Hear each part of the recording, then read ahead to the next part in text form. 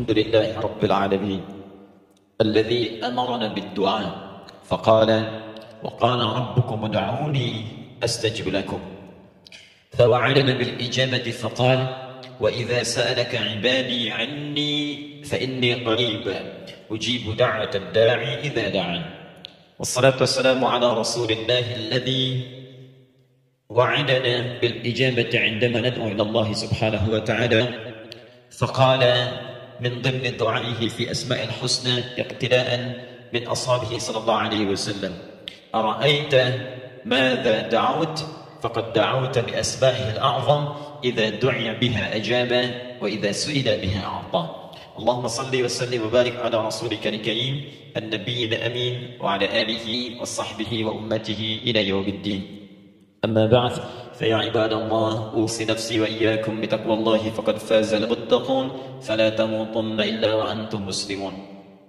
Saudariku sekalian, Bapak Ibu baik yang di dalam ruang masjid ataupun yang di luar masjid, di sekitaran masjid dan studio, saya ingin mengajak pada seluruhnya tanpa kecuali, mari kita senantiasa bersyukur pada Allah Subhanahu wa taala atas nikmat yang telah kita dapati sampai dengan pagi hari ini. Syukur itu selalu menambah ketenangan di dalam jiwa. Syukur itu bisa mengentaskan sebagian persoalan hidup yang kita rasakan. Syukur itu bisa menambah kekuatan dari perasaan lemah yang kita rasakan.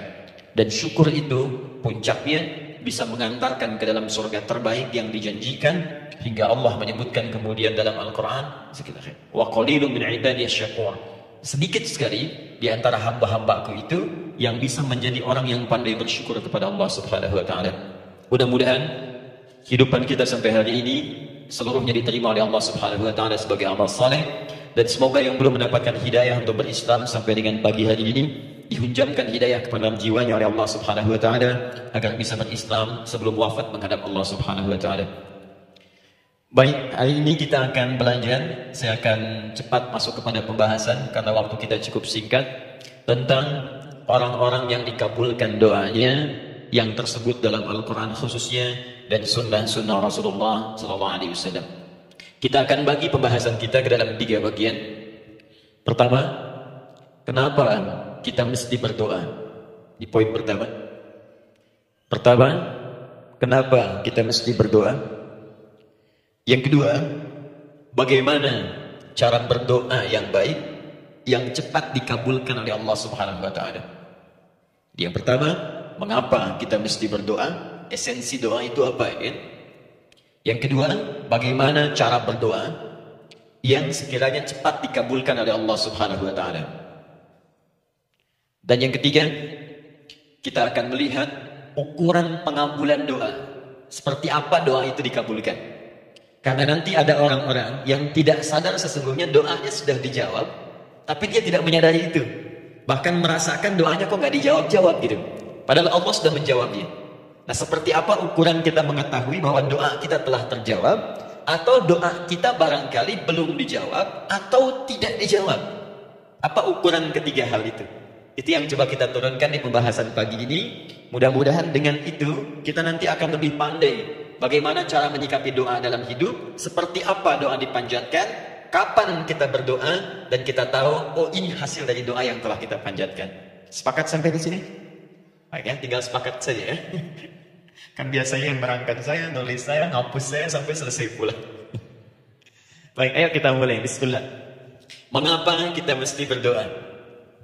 Kita buka dulu ibu sekalian, ya, yang di ruangan ini ataupun yang di bawah, semuanya insya Allah memiliki kemuliaan yang sama di hadapan Allah Subhanahu wa taala sesuai dengan keikhlasannya, ya, sesuai dengan keikhlasannya. Karena hadisnya umum sifatnya.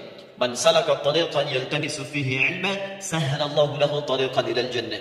Siapa yang menyiapkan dirinya menempuh perjalanan dan dia niatkan ingin belajar pengetahuan agama walaupun sedikit, maka dia akan dapat balasan dari Allah. Minimal setiap langkahnya akan dicatat meringankan langkah dia ke surga nantinya. Ya, dan di situ tidak disebutkan khusus bagi yang di dalam ruangan masjid. Lantai 2 lagi misalnya. Tidak. Ya, jadi yang di sekitaran, yang di depan semua berdasarkan niatnya, ya. Berdasarkan niat dan kuantitas amalannya. Di kuantitas itu tambah. Mungkin Ustaz belum datang, ibu ada yang berzikir, ada yang baca Al-Quran, ada yang istighfar, itu yang nambah pahala. Ya, kalau yang pasang status, pasang kamera itu saya nggak tahu. Ayo kita kembalikan sini. Pertama, Quran surah ke-7 ayat 172. Quran surah ke-7 Al-A'raf ayat 172. Kemudian setelah itu diperintahkan dalam Al-Quran surah ke-40 Ghafir ayat ke-60. Lalu kita praktekkan ini dalam keseharian kita. Saya beri contoh misalnya Quran surah ke-2 ayat ke yang paling banyak nih dibaca 201. Kadang-kadang misalnya Quran surah ke-2 ayat 286. Banyaklah. Quran surah ke-7 ayat 23 ya, dan seterusnya. Di bagian pertama.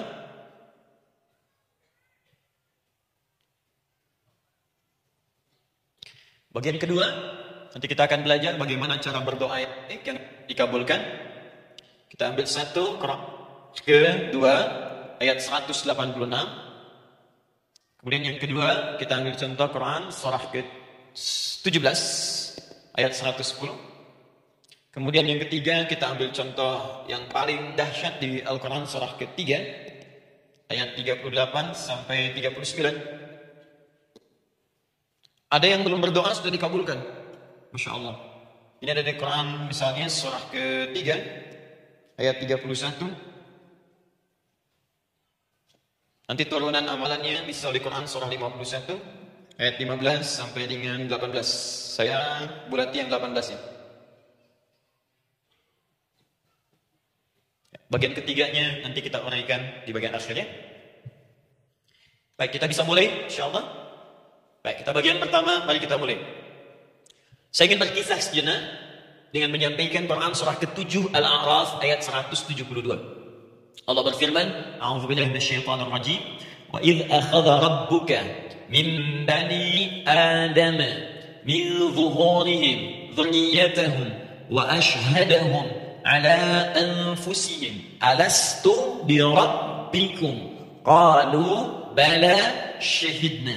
Ada ayatnya? Baik ya, di Quran surah ke-7 Al-A'raf ayat 172. Wa idz akhadha rabbuka min bani Adam. Kata Allah, dan ingatlah, pahamilah, pelajarilah, dalamilah. Teman-teman sekalian, ingat kalimat idz itu, idz dalam Al-Quran termasuk dalam bahasa Arab, itu bukan sekedar mengingat. Itu bisa mengandung arti memahami dengan dalam. Menganalisis. Ya, memaknai itu id. Jadi bukan sekedar mengingat. Bukankah ibu kalau mengingat sesuatu berusaha mendalaminya? Ya, kalau nggak percaya saya tanya begini. Coba ibu ingat kemarin jam 5 sore ada di mana? Bukankah sekarang sedang mendalami sesuatu? Sedang mencari memori jam 5 sore kemarin ada di mana? Setelah itu dihimpun jadi sesuatu, lalu disampaikan dengan terstruktur, dengan rapi. Oh, kemarin saya ada di sini, di sini, di sini, mengerjakan ini. Itu id dalam bahasa Arab. Jadi kalau di Al-Quran ada kalimat id. Itu berarti bukan sekadar kita diminta mengingat, tapi juga merenung, mendalami, memahami dengan dalam. Paham insyaallah? Baik, sekarang perhatikan. Nanti kalau ibu baca Al-Quran, maksud saya, ibu bisa menerjemahkan sendiri dan memahami dengan baik. Ya, bisa. Kalimat id pertama dalam Al-Quran bisa ditemukan di Quran surah kedua ayat 30. Wa idh qala rabbuka lil malaikati inni ja'ilun fil ardi khalifah. Id akan ditemukan. Nah, sekarang ayat tentang korelasinya dengan doa, kita buka Quran surah ke-7 tadi ayat 172. Wa idh akhadha rabbuk, dan pahami ya kata Allah, renungkan ya, maknai dengan dalam ketika Allah menyampaikan, membuat komitmen dengan semua anak cucu Adam tanpa kecuali. Semuanya. Ingat kalau ditemukan kalimat Bani Adam. Bani Adam disebutkan 7 kali dalam Al-Quran. Ya. Berapa kali?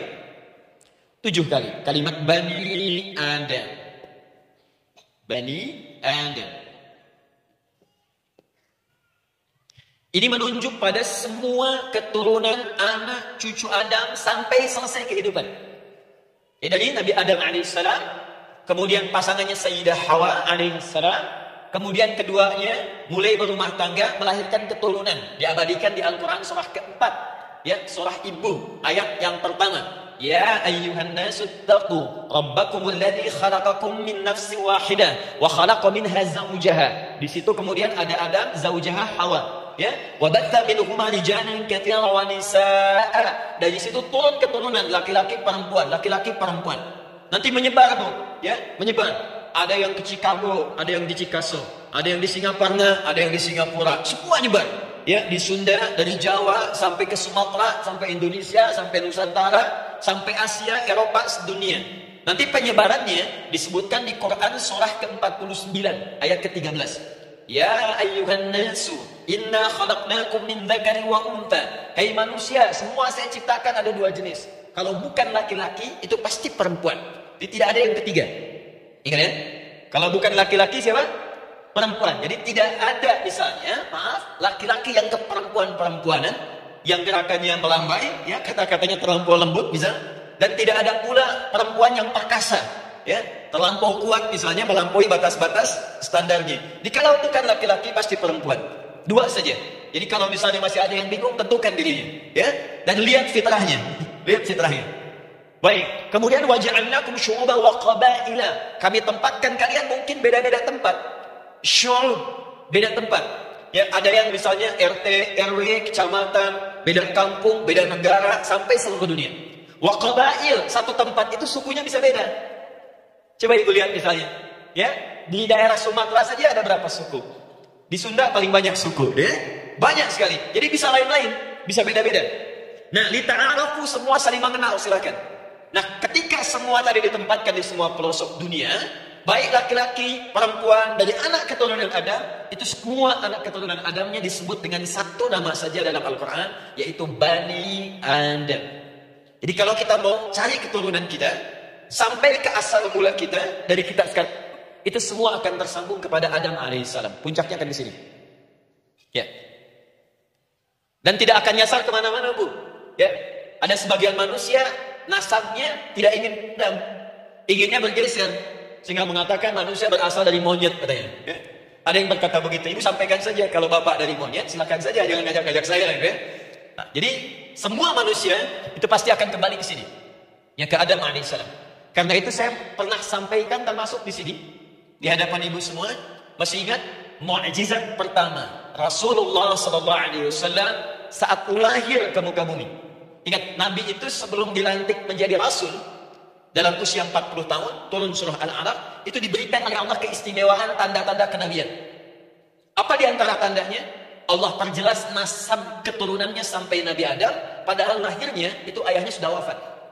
Di lahir beliau, ayahnya wafat, tapi nasabnya diperjelas sampai Nabi Adam. Sehingga jelas, orang tidak bisa menyoal. Ini orang nggak jelas nih, ya. Kan suka ada begitu, Bu, ya. Tiba-tiba datang menerangkan sesuatu. Siapa itu? Itu nggak jelas. Bahkan sekarang sering muncul statement, siapa sih Ustaz itu? Itu Ustaz nggak jelas. Ya. Nabi nggak bisa disoal, karena semuanya jelas. Nasabnya jelas, keturunannya jelas, kemuliaannya jelas, ilmunya jelas. Jadi kalau orang mau menyoal, nggak punya peluang. Siapa kamu Muhammad? Saya jelas keturunannya. Muhammad SAW bin Abdullah, bin Abdul Muttalib, bin Hashim, bin Abdul Manaf, bin Qusay, bin Murrah, bin Kilab, bin Ka'ab, bin Ghalib, bin Fihr, bin Malik, bin Nadar, bin Kinanah, bin Khuzaimah, bin Mudrikah, bin Ilyas, bin Nizar, bin Mudar, bin Ma'ad, bin Adnan, bin Adli, bin Adri, bin Muqawwam, bin Nabur, bin Talih, bin Ya'ub, bin Yasjub, bin Nabit, bin Ismail AS, bin Ibrahim AS, bin Azar, bin Nafur, bin Abil, bin Kinan, bin Al-Fahshad, bin Sam, bin Nuh AS, bin Mihlail, Matushalah, bin Kinan, bin Anwas, bin Tis, bin Adam AS. Coba ulangi. Jelas. Jelas, jadi orang nggak bisa nyoal, itu mukjizat, ya. Keistimewaan pertama sebelum Allah kemudian angkat menjadi Nabi dan Rasul di usia 40 tahun. Jadi kalau ibu ditanya, kamu jelas nggak? Jelas. Apa binnya? Bin Bani Adam. Itu bocoran dari Al-Quran. Ya, jadi kalau ditanya, keturunan siapa kamu? Adam. Tahu dari mana? Allah yang nyampaikan langsung. Apa kata Allah? Bani Adam. Jelas, ya? Baik. Jadi ini kembali kepada Adam alaihissalam. Nah, semua anak cucu Adam yang saya garis bawahi, sejak mulai terlahir itu sudah ada komitmen dari Allah dengan anak cucu Adam ini sebelum terlahir ke dunia, sejak dalam kandungan. Jadi kalau ibu belajar hadis, misal dulu saya pernah amanahkan kalau ibu mau belajar dasar-dasar, cari kitabnya Imam An-Nawawi yang Al-Arba'in An-Nawawiyah, 42 hadis.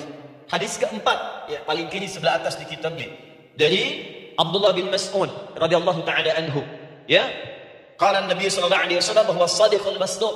Nabi sallallahu alaihi wasallam pernah menyampaikan sedangkan beliau orang benar dan dibenarkan. Kapan perjanjian ini dibuat? Dalam usia kandungan 4 bulan. Dalam kandungan. Inna ahadakum yujma'u fi batni ummihi. Setiap kalian yang akan terlahir dari anak cucu Adam. Kecuali Adam, Bu, ya. Nggak kecuali Adam, kecuali Hawa. Karena ini asal mula manusia keduanya. Tapi keturunan Adam dan Hawa akan mengalami proses yang sama. Dikandung dulu ibundanya, kemudian berlahir. Adam tidak dikandung, ingat, Adam tidak ada bapak, Adam tidak ada ibu. Langsung diciptakan wujudnya oleh Allah Subhanahu wa taala dari bahan dasar yang sama dengan manusia. Ya, karena itu saya pernah ditanya, pernah berdialog, ya, Ustaz, ini spesial Nabi Isa ini. Ya, spesial, Yesus Al-Masih Nabi Isa spesial. Karena itu diangkat sebagai Tuhan. Apa yang spesial? Kata beliau, karena ini bisa menghidupkan yang mati. Yang kedua, ini lahirnya beda dengan orang biasa. Bagaimana lahirnya? Tanpa bapak. Ibu saja tanpa bapak. Mana ada manusia yang lain seperti ini? Saya bilang, Adam lebih spesial lagi. Lahir tanpa ibu, tanpa bapak. Kenapa nggak jadi Tuhan? Tapi kan Adam nggak bisa menghidupkan yang mati. Dengan izin Allah, maaf, Nabi Ibrahim lebih canggih lagi. Buka Quran surah kedua, ayat 260. Paling tinggi sebelah atas. Wa idh qala Ibrahim rabbi arini kaifa tuhyil mauta qala awalam tu'min qala bala walakin ma'inna qalbi. Ketika Ibrahim bermohon kepada Rabbnya, ya Allah, tolong tunjukkan kepadaku bagaimana cara menghidupkan yang mati. Kata Allah, kamu masih nggak yakin? Kata Ibrahim, saya yakin ya. Cuma supaya hati saya terbuktikan kepada yang lain tentang kuasa. Kata Allah, gampang. Lalu Allah berikan kemudian satu ketentuan sama persis dengan Nabi Isa. Cuma prosesnya lebih canggih. Kalau Nabi Isa, tepuk mayatnya, bangun, bicara. Nabi Ibrahim kata Allah, nih ambil burung, potong-potong dulu, dicincang dulu. Sudah dicincang kemudian, mayatnya disimpan, jasadnya di tempat bukit yang berbeda. Kalau sekarang potong burung, simpan di bukit satu, jasad yang kedua simpan di bukit B. Kepalanya simpan di bukit A, ekornya simpan di bukit B, badannya simpan di bukit C. Panggil dengan nama Allah. Thummat'uhunna ya'tinaka sa'ya. Panggil, bismillah, dengan nama Allah, hidup. Sama persis dengan Nabi Isa. Dengan nama Allah, bi'idnillah, hidup. Nabi Ibrahim, bi'idnillah, dengan nama Allah, hidup. Menyatu semuanya, jadi satu. Kalau Nabi Isa kemudian ada yang menduga sebagai Tuhan, kenapa Nabi Ibrahim tidak angkat jadi Tuhan? Paham ya? Nah, ini menunjukkan bahwa ada pola pemikiran yang harus dikembalikan supaya benar cara memahaminya. Jelas di sini? Maaf, saya sedikit agak lompat ya. Saya kembalikan kemudian, perhatikan sini. Inna ahadakum yujma'u fi batni ummihi. Karena itu semua anak cucu Adam, beda dengan Adam, akan proses lahirnya dikandung dulu di perut ibundanya. Fokus baik-baik. Arba'ina yawman nutfah, 40 hari pertama baru kemudian proses antara spermatozoa dengan ovum berproses. Thumma yakunu mithla dzalika, kemudian alaqah, 40 hari yang kedua jadi alaqah, zigot yang menempel di dinding rahim. Thumma yakunu mithla dzalika mudghah, 40 hari ketiga berbentuk mudghah, sudah mulai berbentuk daging sekeratan, ada bentuknya. Dan usianya sudah 4 bulan, 40 hari ketiga, 120 hari. 120 hari. Thumma yursalu ilaihil malak, kemudian diutuslah malaikat, fayanfukhu fihi ruh, maka ditiupkan roh ke dalamnya. Jadi ingat, kalau di antara sini, di antara kita ada ibu misalnya yang tengah hamil, tengah mengandung, ingat baik-baik, atau keluarganya, kerabatnya, usia 4 bulan itu roh sudah ditiupkan. Di kandungan sudah ada rohnya. Hati-hati ya. Berapa bulan? 4 bulan. Karena itu nanti ada ayat dalam Al-Quran, Quran surah ke-7 ayat 189. Di posisi ini harus banyak berdoa dan beramal soleh. Ingat ya, berdoa, beramal soleh, minimal minta kepada Allah. Da'awallaha rabbahuma la in ataitana as-salihah lanakunanna minasy-syakirin. Minta banyak kepada Allah, ya Allah, jadikan anak saya anak yang soleh, jadikan anak saya anak yang soleh. Dari usia itu 4 bulan sampai ke atas menjelang lahir. Nanti diiringi oleh amal soleh kedua orang tuanya. Ini sudah penelitian dokter muslim, khususnya di Asia Tenggara. Saya diskusi dengan seorang dokter muslim. Ternyata ada korelasi amal soleh yang dikerjakan kedua orang tua, ayah dan bunda, atau calon ayah dan bunda, kepada anak yang sedang dikandung, yang belum dilahirkan. Jadi kalau orang tuanya rajin baca Al-Quran, itu berpengaruh ke anak, Bu. Dan penelitian terkini, itu mempercepat anak itu menjadi seorang penghafal Quran ketika lahir. Ya, pernah satu kali dibacakan Al-Quran, posisi janin itu berubah. Seperti sujud gitu. Itu penelitian sudah di NRI waktu itu dilihat ya, kelihatan. Jadi ada korelasi antara kesolehan orang tua dengan kesolehan anak yang sedang dikandung. Hati-hati ya. Tapi yang penting diketahui adalah dalam usia kandungan 4 bulan itu Disebutkanlah isyarat di Quran surah ke-7 ayat 172 terjadi perjanjian komitmen dengan Allah Subhanahu wa taala. Apa perjanjiannya? Wa idh akhadha rabbuka min bani adama min zuhurihim dzurriyyatahum wa asyhadahum ala anfusihim. Lihat perjanjiannya, saya fokus di kalimat ini, alastu bi rabbikum. Apakah engkau akan berkomitmen saat ini?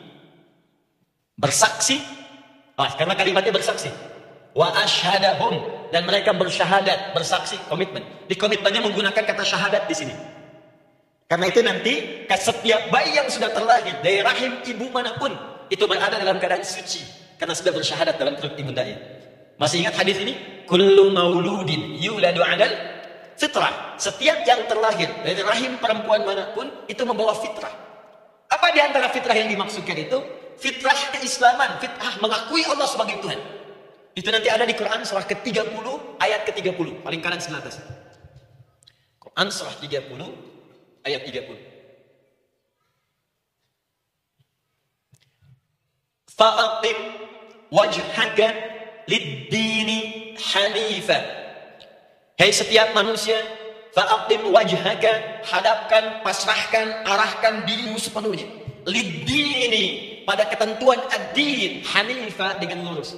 Di setiap manusia itu punya fitrah untuk beragama. Punya kecenderungan untuk mencari Tuhan. Silakan ibu cek, manusia manapun yang pernah hidup, itu pasti akan mencari Tuhan. Silakan. Karena itu Allah beri jalan, begini cara mencarinya. Fitrah Allahi allati fataran nasa 'alaiha, itulah fitrah manusia yang telah Allah berikan pada dirinya bahkan sebelum dia terlahir. Di antara fitrah manusia ada kecenderungan untuk mencari Tuhan. Ada kecenderungan untuk mendekat kepada Allah. Bahasa Qur'annya din, lid-dini hanifa. Apa itu din? Itulah Islam. Quran surah ke-3 ayat 19. Inna dina indallahil Islam. Karena itu silakan cek, semua orang itu pasti akan mencari Tuhan. Setiap manusia. Ada yang melihat, kayaknya ada di hewan, kayaknya ada di pohon, kayaknya ada di alam, kayaknya ada di patung, kayaknya ada di... Mencari dia. Terus Allah beri jalan. Kalau kamu ingin mencari yang benar, din yang dimaksud Islam, diberikanlah tuntunan dalam Islam. Jelas di sini? Baik. Karena itulah kemudian, setiap bayi yang terlahir itu disebut oleh Nabi dia suci, dia bersih, karena telah membawa risalah Islam dalam dirinya. Hanya sayang nanti, fa'abawahu yuhawidanihi, aw yunassaranihi, aw yumajjisanihi. Lingkungan nanti akan ubah dia keluar dari fitrahnya. Bisa dipengaruhi, tiba-tiba berubah misalnya keyakinan. Bisa karena kejadian tertentu, dia jauh dari Allah Subhanahu wa ta'ala. Dia muslim, cuman karena kondisi tertentu, pekerjaan menjauhkan dia dari Allah, lupa sholat. Telenovela menjauhkan dia dari Al-Quran. WhatsApp, Facebook, media sosial melupakan dia dari ibadah. Coba ibu, kalau online setiap hari berapa kali dengan media sosial? Ganti status. Online dengan Allah berapa kali dalam sehari? Coba hitung. Online dengan Allah yang paling maksimal kan sholat fardu 5 kali. Kalau 1 kali 5 menit kali 5 cuma 25 menit. 25 menit online dengan Allah. Berapa menit online dengan media sosial yang tidak nyata? Dan cita-cita masuk surga. Ayo sini. Nah, saya belum selesai. Jadi yang pertama, dalam perjanjian 4 bulan ini, pertama ada komitmen bersyahadat menuhankan Allah. Tapi yang kedua, ini yang dahsyat. Perhatikan kalimatnya, fokus. Saat Allah memperkenalkan dirinya dalam kandungan kita, usia 4 bulan itu, dengan nama apa Allah memperkenalkan dirinya? Coba lihat ayatnya. Alastu bi rabbikum, dengan nama Rabb. Wa id akhadha rabbuka min bani adama dzurriyyatahum, awas, wa asyhadahum ala anfusihim. Alastu bi rabbikum, dengan nama Rabb. Rabb. Nah, ibu sekalian, kata Rabb ini itu berasal dari kata ar-rububiyah. Ar-rububiyah yang berarti sifat merawat, memberikan semua kebutuhan. Saya ulang ya. Merawat, memberikan semua kebutuhan. Sudah? Menyayangi,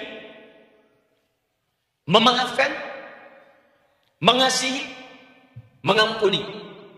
Masya Allah. Merawat, memenuhi sebuah kebutuhan, menyayangi, memaafkan, mengampuni. Jadi semua hal yang terkait dengan perhatian ada pada kalimat Rabb. Sifatnya disebut dengan rububiyah. Zat yang memperhatikannya disebut dengan Rabb namanya. Rabbun. Baik. Pelan-pelan. Ah, seakan-akan Allah ingin berkata begini. Hei, engkau buat perjanjian dengan saya sekarang. Engkau bersaksi, saya sebagai Tuhan. Siap bersaksi, menuhankan saya. Nanti ketika kamu lahir, apapun yang kamu butuhkan dalam kehidupan, aku akan berikan. Kamu akan saya rawat. Kalau sakit, kamu saya sembuhkan. Minta sesuatu yang kamu butuhkan, saya akan berikan. Kamu butuh sesuatu, saya akan hadir. Kamu salah minta maaf, saya maafkan. Kamu dosa minta ampun istighfar, saya ampuni. Kamu ingin sesuatu yang lebih baik, saya berikan. Pokoknya semua yang kamu inginkan selama engkau butuhkan yang itu baik, aku berikan. Kira-kira, maaf Bu ya, maaf sekali. Kalau ada yang nawarkan pada ibu, mau gak ikut saya? Nanti sebuah kebutuhannya saya berikan. Kalau sakit, saya berikan jaminan kesembuhannya. Kalau butuh sesuatu, saya berikan. Kalau ingin ini itu selama butuh, saya sampaikan. Kira-kira, ibu nolak atau ikut? Baik. Ikutnya mikir dulu atau tidak? Tidak. Jangankan yang tinggi-tinggi Bu ya. Suami aja nawarkan. Mah, mau gak ikut papa? Papa nanti kasih handphone S10. Sama gelang apa? Ikut ya. Dan tanpa pikir. Dalam bahasa Arab, sesuatu yang disetujui tanpa dipikirkan lagi, itu disebut bala namanya. Bala, sekali saja. Sekali, ya, tidak dua kali. Tidak ditambah, tidak dikurangi. Ingat, kalau Allah sudah sampaikan kalimat, jangan tambah, jangan kurangi. Ya. Bala, tidak ditambah. Nah, tidak disebutkan dua kali. Bala. Ya. Bala itu artinya siap. Ya. Tanpa pikir. Karena memang nggak ada yang dipikirkan lagi. Apa yang mau dipikirkan? Semua kebutuhan dikasih. Semua keinginan dikabulkan sepanjang baik. Kalau sakit ada jaminan disembuhkan. Dikasihi, disayangi, salah dimaafkan. Ya, kalau dosa diampuni, apalagi yang kurang, nggak ada aib, nggak ada yang kurang, sempurna semua. Kita katakan bala tanpa pikir. Karena itu, perhatikan, setiap kita kemudian, ibu sekalian, datang terlahir ke bumi, mengalami kehidupan, fitrah kita setiap mendapatkan kebutuhan, kita akan menyebut nama Allah Subhanahu wa Ta'ala dengan nama yang telah dijanjikan itu. Silakan ibu cek. Bukankah ibu ketika ada kesulitan memohon kepadanya? Ya Allah, tolong sembuhkan ya Allah. Ya Allah, lancarkan ya Allah. Ya Allah, sukseskan suami saya. Ya Allah, tenangkan kehidupan rumah tangga kami. Ya Allah, anugerahkan solusi. Ya Allah, sembuhkan ibu saya. Semua minta kan? Dan dahsyatnya, ketika ibu memohon kepada Allah itu, ibu gunakan kalimat yang telah disepakati ketika Allah sampaikan kepada kita. Rabb, Rabb, Rabb. Perhatikan, kalau ibu berdoa, doa apa paling favorit? Rabbana atina fid dunya hasanah fil akhirati hasanah wa qina. Doa apa itu? Sapu jagat. Gue bayangkan, Nabi aja gak tahu tuh istilah itu sapu jagat. Ibu. Wah, Masya Allah, Indonesia kreatif. Luar biasa. Ada doa sapu jagat, ada doa sapu gak ada jagatnya, ada jagat gak ada sapunya. Pokoknya luar biasa lah. Ya. Ya, lihat, bukankah kalimatnya dibuka dengan Rabb? Rabbana atina fid dunya Rabbana zalamna anfusana wa illam taghfir lana wa tarhamna lanakunanna minal la yukallifu Allahu nafsan illa laha ma kasabat wa 'alayha ma. Perhatikan, Rabbana la in nasina Rabbana Rabb. Ini ayatnya. Sapu jagat Quran surah 2 ayat 201. La yukallifullahu Quran surah 2 ayat 286. Rabbana zalamna Quran surah 7 ayat 23. Yang ini saya sampaikan, setiap kita butuh sesuatu, kita menyebut namanya dengan kalimat Rabb. Kenapa kita katakan Rabb? Karena Allah sendiri menyebutkan dengan kalimat Rabb. Alastu birabbikum, saya nanti adalah Tuhan yang akan memperhatikan kalian, menyayangi kalian. Saya Tuhan yang akan merawat kalian, memberikan semua kebutuhan. Makanya ibu tuh kalau ada persoalan nagih seakan-akan ke Allah. Ya Allah, kan Engkau yang berjanji kepada saya. Engkau yang berjanji, Engkau yang menepati, Allah, karena Engkau Tuhan. Kalau manusia, dia berjanji, dia yang mengingkari. Dia awali, dia yang akhiri. Tapi engkau beda ya Allah. Kenapa? Engkau berjanji, engkau yang menepati. Quran surah ketiga ayat 9. Inna Allah la yukhliful mi'ad. Engkau yang berjanji, engkau yang menepati. Engkau lah awal dan akhir dari semua hal. Engkau mengatakan saya Rabb yang akan memberikan semua kebutuhan. Sekarang saya butuh ya Allah. Engkau berjanji akan menyembuhkan, sekarang saya sakit ya Allah. Engkau berjanji akan memberi solusi, sekarang saya sedang punya masalah ya Allah. Engkau berjanji akan memberikan kesuksesan, sekarang saya sedang menapaki itu ya Allah. Makanya disebutkan kalimat Rabb, Rabb, Rabb, Rabb. Jadi sesungguhnya doa itu adalah fitrah dari setiap manusia, karena mulai dibangun komitmen sebelum dia dilahirkan ke muka bumi. Jadi kalau kita bicara tentang doa, doa itu fitrah kehidupan bagi setiap manusia. Hidup. Sekaligus penanda komitmen yang membedakan antara Khalik dengan makhluk, hamba dengan Allah, manusia dengan Tuhan. Kan Allah katakan saya Rabb ya, saya yang ngasih, saya yang Tuhan. Berarti kita yang makhluk kan, kita yang butuh kan. Allah yang memberi, kita yang butuh. Untuk membedakan mana yang butuh, mana yang ngasih, maka pembedanya adalah doa. Jadi kalau ada manusia yang nggak pernah doa selama hidup, itu tandanya ada yang salah dengan kehidupannya. Karena seakan-akan dia nggak butuh Tuhan. Sebab perbedaan manusia dengan Tuhan itu sebelum lahir, salah satunya ditunjukkan dengan sifat butuh kita kepada Allah. Makanya sekaya-kayanya orang, itu pasti berdoa. Manusia paling kaya di muka bumi pun, kalau besok dia mau ada pekerjaan atau proyek, dia berdoa dulu tuh. Ya Tuhan, tolong lancarkan proyek ini. Butuh. Pejabat setinggi-tingginya, kalau sudah mau mulai kemudian ada pemilihan, kalau mulai ada kebijakan, kalau mulai ada apapun berdoa juga. Itu tandanya butuh. Butuh. Di setiap manusia itu pasti butuh dengan Allah. Karena itu kalau ada manusia yang tidak pernah berdoa selama hidupnya, itu langsung mendapatkan kecaman dari Allah dan dijamin akan masuk neraka yang paling dalam.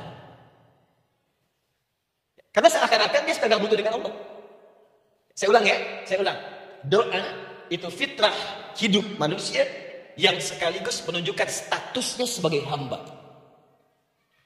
Jadi kalau ibu update status di media sosial, mulai sekarang tuliskan hamba. Hamba. Sudah. Mau sifatnya apapun tetap hamba. Ya, mau pejabat, mau orang kaya, mau cukup, mau macam-macam, mau ustadz, mau syekh, mau habib, tetap ujungnya hamba. Dan butuh penghambaan itu diwujudkan dalam bentuk doa. Muncullah Quran surah ke-40 ayat ke-60. Wa qala rabbukum rabb, selalu rabb. Wa qala rabbukum ud'uni astajib lakum. Innal ladzina yastakbiruna an ibadati, awas, sayadkhuluna jahannam dakhirin. Allahu akbar. Dan Rabbu berfirman, mengingatkan kembali kepada kalian semua, hai hamba-hambanya. Kalau ada kebutuhan, kalau ada masalah, kalau ada permintaan, kata Allah, ayo doa sama saya. Minta. Kan kita sudah bikin perjanjian. Makanya Allah katakan kalau punya masalah, berdoa, bukan mengeluh. Kalau punya persoalan, berdoa, bukan bikin status. Rasanya aku tidak sanggup. Ditulis di Facebook. Terus kalimat Allahnya pun jelas. Minta kepada aku, bukan mengeluhkannya. Kamu tidak seperti aku kira. Nungguin komen. Sambil masak, seling ada satu. Cek kunaon.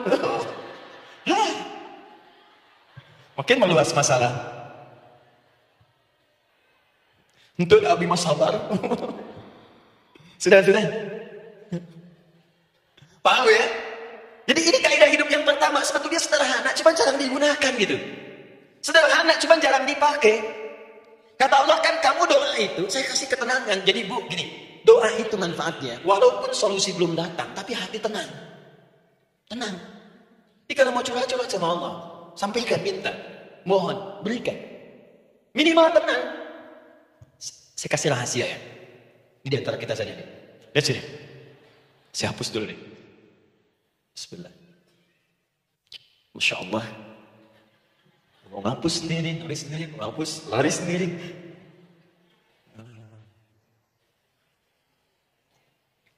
Bismillah. Oh ini ada dua ya. Sini. Baik. Buka Quran surah 7 ayat 205. Quran surah 7 ayat 205. Doa itu disebut zikir di ayat itu. Jadi kalau ibu sedang berdoa, itu sedang berzikir. Wadhkur rabbaka fi nafsika tadarruan wa khifatan wa dunal jahli minal qaul. Ada ayatnya? Oke. Pakai Rabb lagi kan? Wadhkur rabbaka. Kalau engkau punya masalah, kata Allah, sekecil apapun, di rumah tangga kan, di kantor kan, kehidupan sosial kan, kata Allah, ayo sebut, minta kepada Allah, berdoa. Doa disebut dengan zikir. Zikir itu semua kegiatan yang membuat kita ingat Allah. Zikir. Baca Quran, zikir. Dalilnya Quran surah ke-15 ayat 9. Inna nahnu nazzalna dzikra. Kami turunkan Al-Quran sebagai zikir. Menghafal Quran, zikir. Quran surah 54 ayat 17, ayat 22, ayat 32, ayat 40. Walaqad yassarna al-Qur'ana lidzikri. Kami akan mudahkan Al-Quran untuk diingat, dihafalkan. Zikir sebagai zikir kepada Allah. Ibu selepas sholat baca subhanallah, alhamdulillah, Allahu akbar, zikir. Quran surah keempat ayat 103. Fa idza qadaytumus salata fadhkurullah. Maka jika Anda telah tuntas mengerjakan sholat, segera berzikir kepada Allah. Sholat sendiri zikir. Quran surah ke-20 ayat ke-14. Innani anallahu la ilaha illa ana fa'budni wa aqimis salata lidzikri. Saya Allah, kata Allah. Tidak ada Tuhan selain saya. Sembah saya. Bagaimana menyembah Allah? Tunaikan salat sebagai zikir kepada Allah. Zikir. Di zikir, semua amalan yang mendekatkan kita dengan Allah. Doa itu satu dari bagian zikir. Tapi tahukah ibu fungsi zikir yang paling utama itu apa? Quran surah 13 ayat ke-28. Ala bizikrillahi tatma'innul qulub. Yakinkan pada dirimu, kalau zikirmu benar kepada Allah, maka dia akan berdampak kepada hati menjadi lebih tenang. Zikir itu manfaat pertamanya membuat hati tenang. Tadi saya contohkan, baca Al-Quran, zikir kan? Jika ibu sedang tidak tenang, sedang gelisah, ada masalah, daripada mengeluh sana sini, wudu, ambil mushaf, baca. Saat baca itu mungkin solusi belum datang, tapi hati itu lebih tenang. Kaitan dengan bahasan kita, doa, minta doa. Jika orang punya masalah itu, kalau berdoa, walaupun solusinya belum datang, walaupun kemudian jawabannya belum tiba, minimal hati ibu itu tenang. Ini dia. Kan surah 13 ayat 28. Rumus ini pakai. Gunakan dalam hidup. Karena yang tahu kehidupan kita itu Allah yang menciptakan kita. Yang tahu pesawat, yang bikin pesawat. Yang tahu handphone, yang bikin handphone. Yang tahu mikrofon, yang bikin mic-nya. Yang tahu kita, yang menciptakan kita. Ikutilah petunjuk Allah yang menciptakan kita, maka akan langsung terasa manfaatnya. Ibu tidak percaya, silakan lakukan. Rasakan bedanya, bedakan rasanya, dan pasti akan terasa bedanya. Akan lain. Tuh. Doa. Tapi ingat, yang paling penting kata Allah, doa itu bukan sekedar penting permohonannya, tapi menunjukkan status kita sebagai hamba di hadapan Allah Subhanahu wa taala. Jadi kalau ada orang selama hidup tidak pernah berdoa, artinya dia mengingkari statusnya sebagai hamba di hadapan Allah Subhanahu wa taala. Mau menyejajarkan diri dengan Tuhan. Kan yang tidak pernah meminta itu Tuhan. Allah yang memberikan. Kalau manusia beda, pasti minta. Artinya kalau ada manusia nggak pernah minta, seakan-akan bahasa halusnya, kamu ini ngaku jadi Tuhan. Saya tempatkan kau di neraka jahanam yang paling bawah. Jahanam itu belum masuk saja, sudah terasa. Terasa. Buka ibu Quran surah misalnya ke-40 Ghafir tuh. Ya, ayat 45 sampai dengan 47-nya. Sebelumnya lagi, lihat Quran surah ke-8, ayat ke-50. Itu penghuni neraka, Bu, yang bukan jahanam saja. Penghuni neraka itu kalau mau meninggal itu dipukulin dulu malaikat. Depan belakangnya. Ayo, kamu keluar. Lama amat keluarnya rohnya katanya. Takut karena nggak punya bekal. Kan maaf ya, kaidah mengatakan orang nggak punya bekal itu takut pulang, apalagi orang merasa salah. Anak ibu berbuat kesalahan, mau pulang takut kan? Takut. Jadi kalau ada anak takut pulang, salah dia. Salah. Kemana anak gak pulang-pulang, pasti ada yang salah karena gak berani pulang. Jangankan salah, gak punya bekal saja, malu pulang. Lihat ibu waktu Ramadan usai, mau mudik, Idul Fitri. Kan pada mudik kan? Kenapa mau mudik dan senang mudik? Karena punya bekal. Dikumpul-kumpulkan itu selama 11 bulan. Untuk 1 bulan saja, itu pun paling berapa hari. Kumpulin. Terus telepon keluarga, insya Allah aku pulang hari ini. Wah, senang semuanya. Padahal mudiknya cuma pakai motor, Bu. Motornya bebek, bekalnya singa. Serius saya, motor bebek bekal singa, ada kardus belakangnya. Tulisin, terus tambah pelepah pisang buat begini. Belakangnya ditulisin, aku pulang sayang. Ya mudik. Terus yang di rumah kan senang nerimanya. Kenapa? Karena dia pulang dan bawa bekal. Saya pernah tanya pada seseorang, kenapa anda nggak mudik? Nggak ada bekal Ustaz, nggak ada bekal, malu pulang. Kebayang nggak saat pulang menghadap Allah nggak punya bekal? Malu pulang, apalagi punya banyak salah, jadi nggak mau keluar rohnya. Malaikatnya terang dipukul sama malaikat, pukul depannya, pukul depan. Kamu ini cepat keluar, cepat keluar, cepat keluar. Keluar. Malu pulang. Tapi kalau punya bekal enak. Dan yang nyambut langsung malaikat. Bahkan ada satu amalan saat dikerjakan, itu orang ini sudah masuk surga, tapi semua malaikat di semua pintu surga yang 8 itu datang mengunjungi dia mengucapkan selamat. Itu ada di Quran surat 13 ayat 24. Salamun alaikum bima sabartum fa ni'ma uqbad. Selamat ya saat di dunia sabar mencari bekal, dan ini bekal terbaik yang kamu dapatkan, silakan nikmat di surga yang kamu rindukan itu. Ini nikmat-nikmatnya tempat yang pernah nanti kamu kunjungi. Dan tinggal abadi di situ. Yang nyebut malaikat. Bayangkan semua malaikat, Bu. Semua malaikat dari pintu surga datang nyambut dia. Wah, Masya Allah, malaikat Jibril, Israfil, malaikat maut. Maaf ya, dicabut kemarin. Biasa. Selamat. Dunia aja kalau ada yang nyambut senang kan? Rumah dicat, datang, sambut depan rumah, semua hidangan ada. Oh, Masya Allah.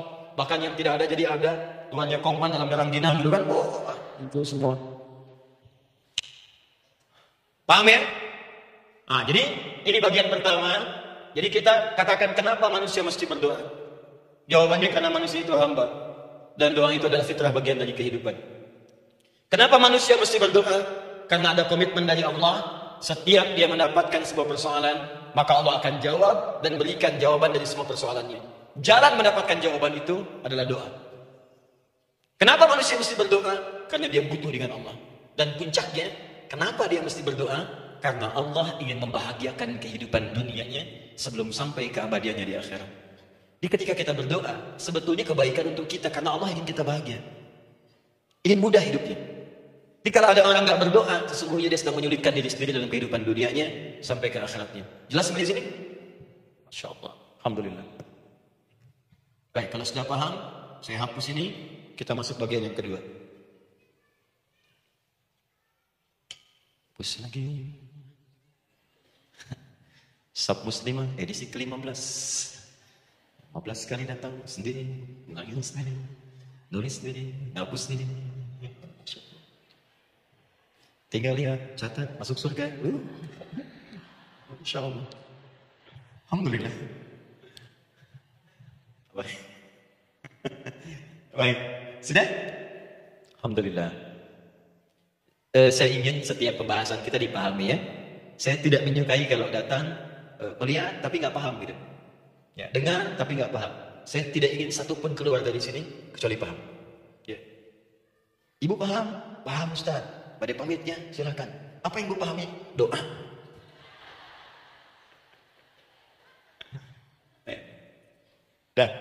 Nah, sekarang masuk bagian kedua. Bismillah. Kalau sudah mengerti yang tadi, persoalannya adalah bagaimana cara kita memohon kepada Allah. Itu dia. Bagaimana cara kita meminta? Kata Allah, kamu kalau punya masalah minta. Ya Allah, caranya bagaimana? Karena sesuatu yang dikerjakan tanpa ilmu dan tidak tahu caranya, itu bisa keliru.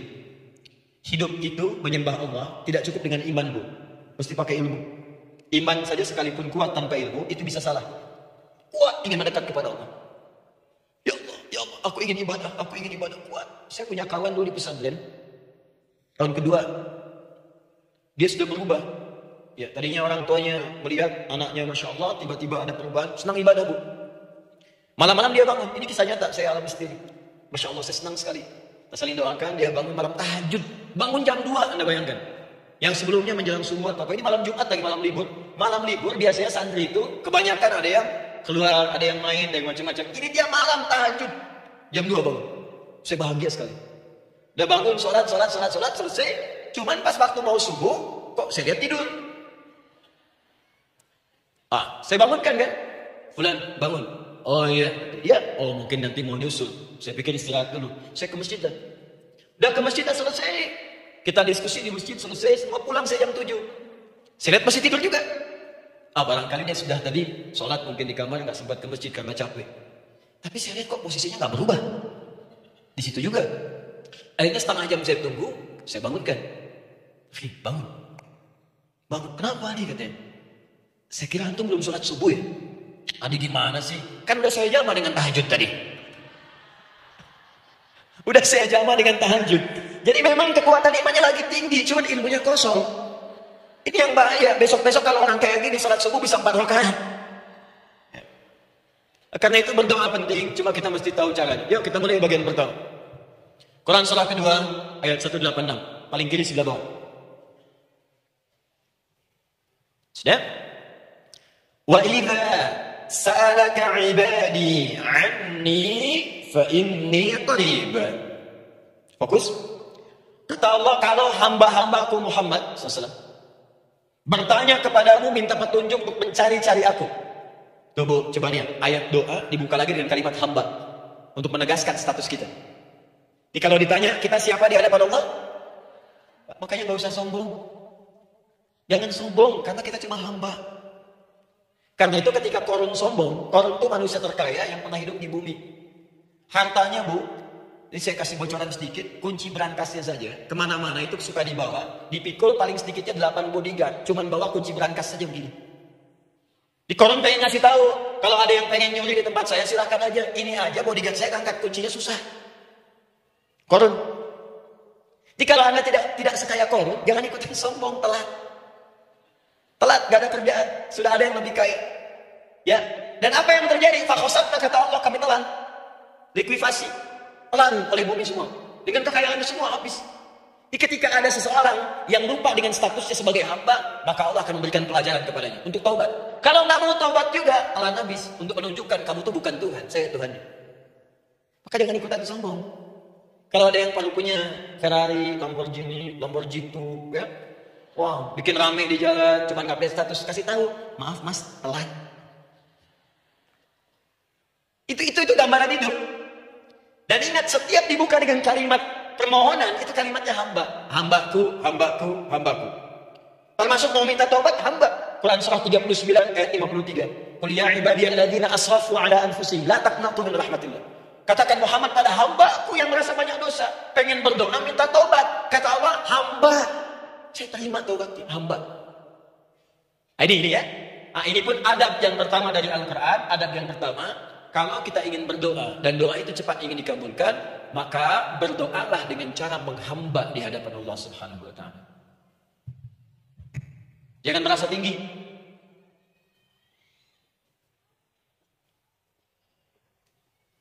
Saya turunkan caranya.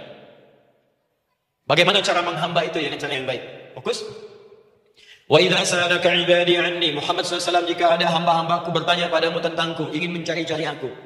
Masya Allah, ibu maaf ya, biasanya kan kalau orang mencari Allah, ingin mendekat kepada Allah, entah itu datang ke masjid, bangun malam, biasanya motifnya cuma 2. Satu, ada kebutuhan, pengen berdoa, terus dekat sama Allah. Besok mau arisan, malamnya tahajud. Anak mau ujian, baru puasa, kan?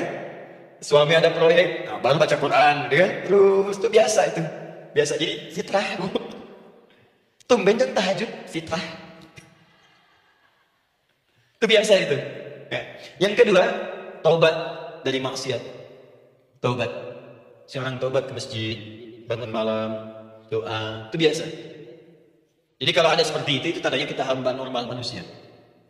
Fa inni qarib, kata Allah, katakan Muhammad SAW, katakan kepadanya, janganlah mencari aku dekat. Dekat, jangan mencari aku dekat. Jadi Bu, ketika kita butuh Allah, langsung jawab oleh Allah. Kamu mau apa? Aku dekat. Itu secara psikologi memberikan ketenangan yang paling dalam. Saya belum datang di sini sampai jam 8. Ibu tanya panitia, Ustadznya mana sih? Ukti Ustadznya mana? Jawaban pertama misalnya, ini belum jelas nih Ustadznya. Gak ada kabar. Yang kedua mengatakan, tenang saja, Ustadz sudah dekat. Maka yang kedua itu lebih menenangkan kepada kita. Ketika ibu mencari, ya Allah, Saya sedang ada masalah, langsung dijawab oleh Allah. Tenang, aku dekat denganmu. Mau minta apa? Itu Bu, jadi kalau ibu sedang punya persoalan, psikologi Al-Quran mengatakan, langsung merasakan Allah itu bersama kita, dekat, menunggu kita mau minta apa.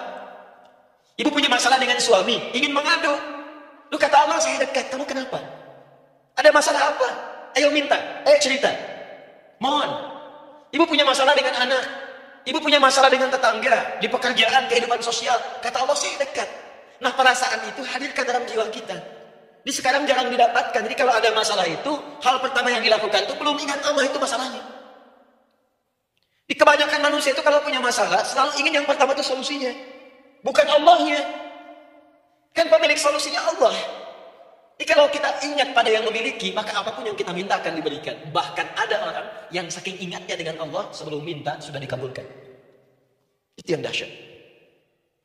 Sekarang, setelah kita paham tentang kedekatan ini, kemudian kita praktekkan. Jadi Bu, ya maaf ya, ketika ibu punya masalah apapun, yang pertama diingat Allah. Allah, Engkau telah berjanji, Engkau pasti akan tepati. Ya Allah, sekarang aku ada persoalan. Nah, sekarang, teruskan ayat. Ujibu da'watad da'i idza da'a. Ujib.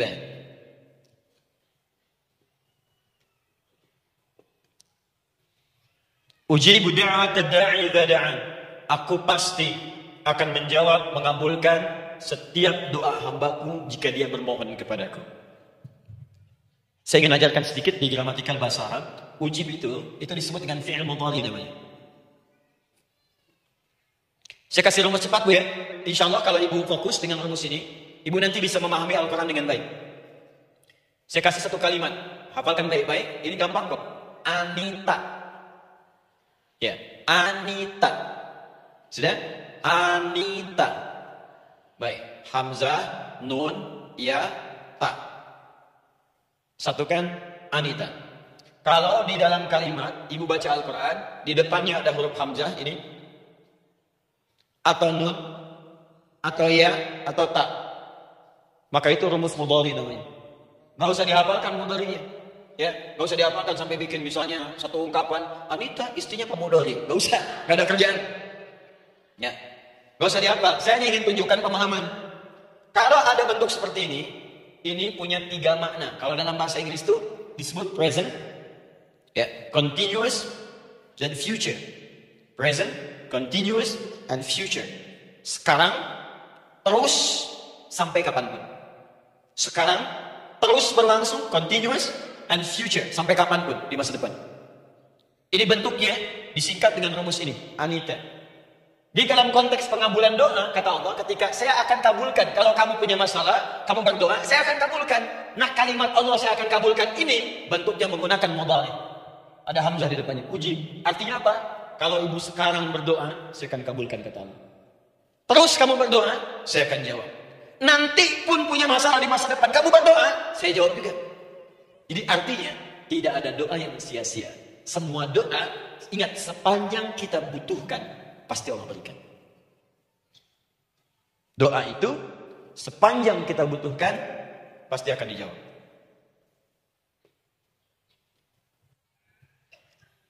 Nanti kapan dijawabnya, seperti apa jawabannya, nanti bagian ketiga. Kadang-kadang minta sekarang, dijawabnya nanti. Minta sekarang, dijawab sekarang. Ada yang mintanya A, dijawabnya B, itu yang paling dahsyat. Jadi kalau saya tanya, kalau kita berdoa, dijawab tidak oleh Allah? Itu janji Allah. Setiap orang berdoa, pasti dijawab. Nah, hanya persoalannya, seperti apa doa yang cepat dijawab itu? Apakah semua doa langsung dijawab seketika? Akankah mendapat jaminan langsung dijawab? Ternyata kalimat dijawab ini diikat dengan syarat ketentuan berlaku. Apa di antara syarat dan ketentuan ini? Teruskan ayatnya. Falyastajibuli. Syarat pertama. Kalau doamu ingin cepat aku jawab, falyastajibuli, maka engkau pun harus cepat merespon setiap seruanku. Jawab seruanku dengan cepat. Doa ingin dijawab oleh Allah, maka kata Allah, kamu pun harus menjawab setiap seruanku. Jawab seruan Allah. Ayo respon, adil. Maunya dapat gaji aja, kerja nggak mau.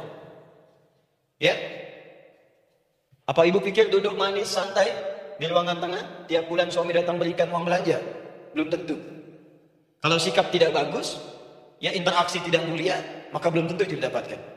Maka syarat pertama kata Allah, kalau doamu ingin cepat aku jawab, maka setiap aku seru, cepatlah engkau kemudian kerjakan dan jawab itu. Jadi ternyata seruan Allah itu terkait berkelindan dengan pengabulan doa.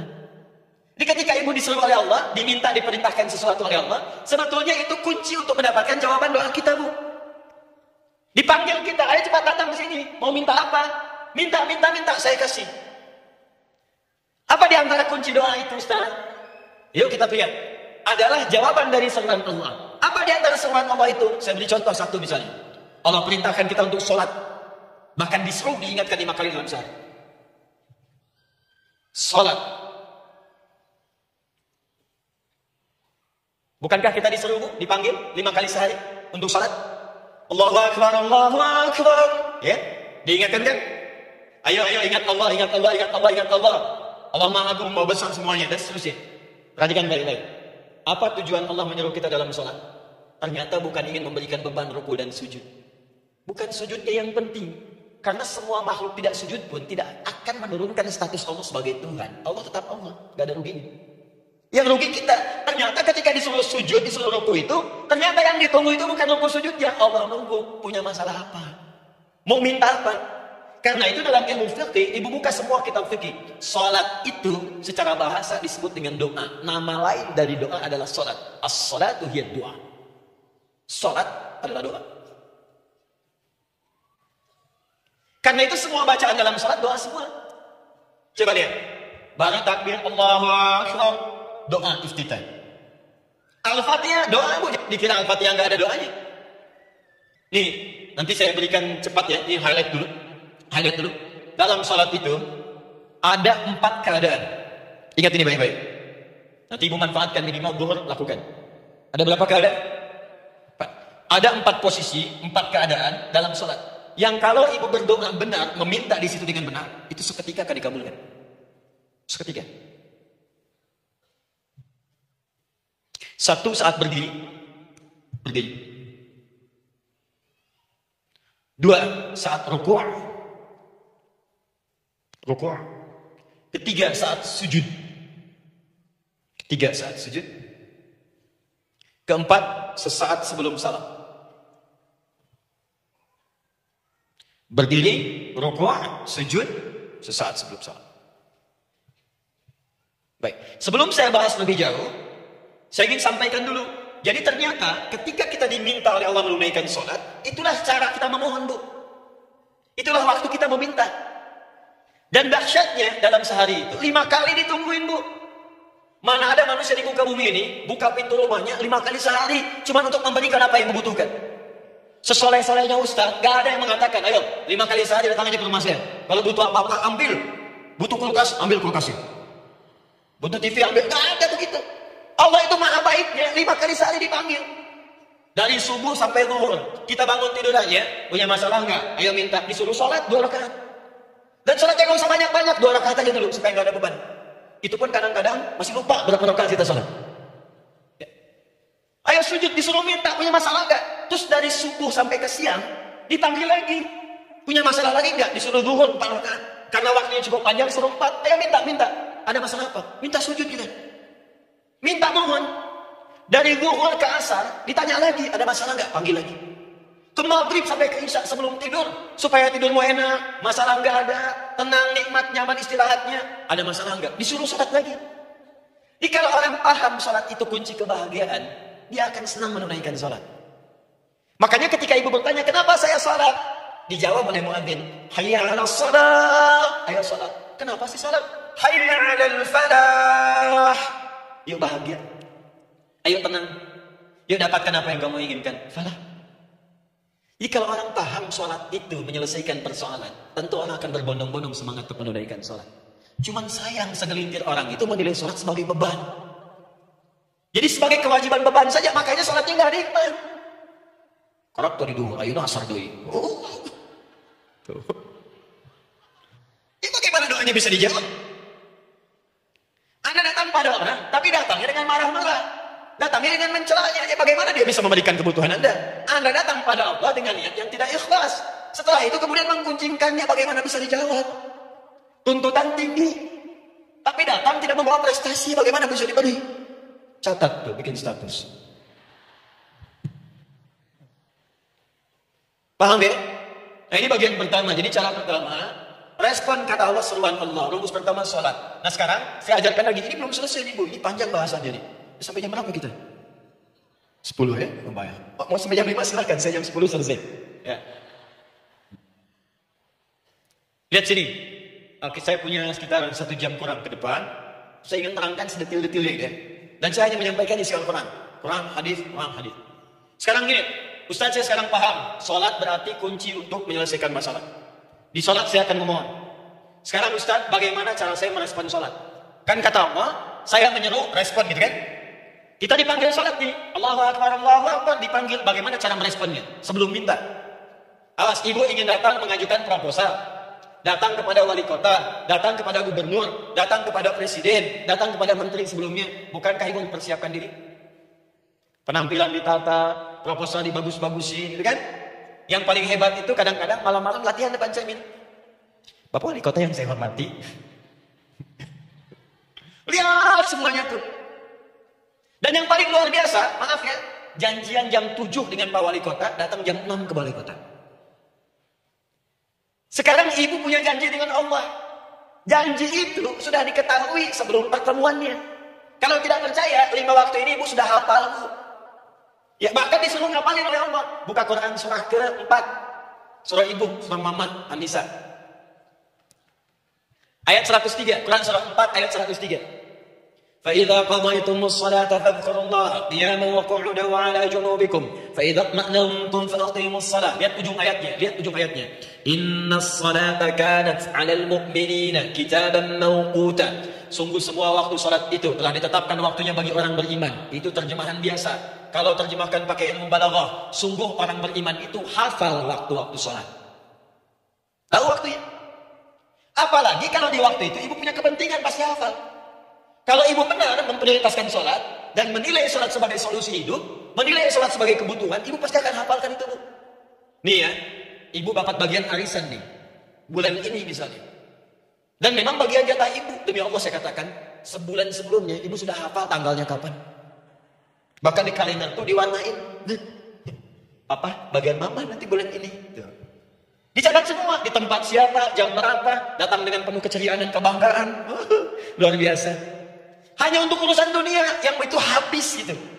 Jika dia tidak meninggalkan ibu yang meninggalkannya duluan. Sekarang 5 kali sehari semua diberikan, bahkan lebih daripada dunia dan seisinya. Harusnya sih wajar, jadi hafalkan waktunya dan ibu hafal. Ayo, subuh jam berapa sekarang? Lihat sini, bukan ke atas. Ditutup tuh. Tuh, sana tuh. Subuh jam berapa? Ayo melihat ke sana, 4:43. Zuhur jam berapa? Asar, Maghrib, Isya. Itu kan kunci ibadah. Dan kunci ijabah, kunci ibadah, kunci ijabah. Di situ ada pengabulannya. Ini gimana mau minta, waktu permintaannya aja nggak hafal. Gimana mau bermohon, datangnya aja telat. Karena itu, bagaimana cara merespon seruan Allah? Diaturlah di Quran surah kedua ayat 152. Paling kanan sebelah bawah. Quran surah kedua ayat 152. Ibu masih ingat? Bukankah sholat disebut sebagai zikir? Masih ingat? Ya, di surah ke-20 ayat 14. Wa aqimis sholata lidzikri, tunaikan sholat sebagai zikir kepadaku. Sekarang lihat ya. Lihat ketentuan Allah. Kalau ibu dipanggil untuk sholat, dipanggil untuk zikir, cepat respon. Ibu cepat respon, Allah pun akan cepat merespon permintaan ibu. Lihat kalimatnya. Fadhkuruni adhkurkum. Fadhkuruni adhkurkum. Kalian mengingat saya, maka saya pun akan ingat dengan kalian. Kalian zikir kepada saya, ingat saya kata Allah, maka saya pun akan ingat kalian. Di antara makna zikir, salat. Jika ibu salat mengingat Allah dengan cepat, maka Allah pun akan cepat mengingat kita. Contoh.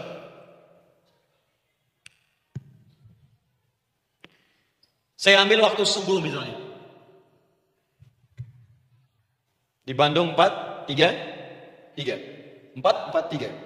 Oh, lihat kesana lagi terjadi perbedaan pendapat. Ya.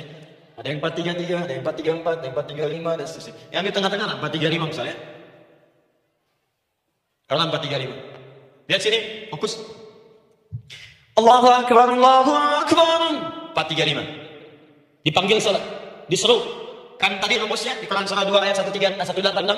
Falyastajibu li. Kalau diseru cepat jawab, kan? Terus diseru 435 adzan. Allahu Akbar, Allahu Akbar.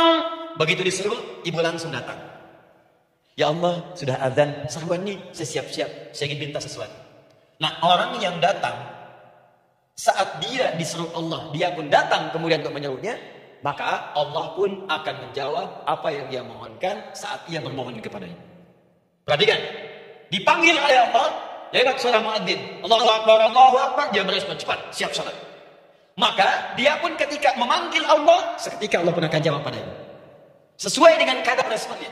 Dipanggil saat itu, dia menjawab. Maka Allah pun akan ingat kepadanya hanya saat dia memanggil saja. Di saat panggil, diingat. Panggil, diingat. Jelas? Ini yang hebat. Dipanggil 435. Allahu Akbar, Allahu Akbar. Dia sudah ingat dari sejak jam 3:45. Dia bangun jam 3. Bisa. Padahal belum dipanggil. Datang.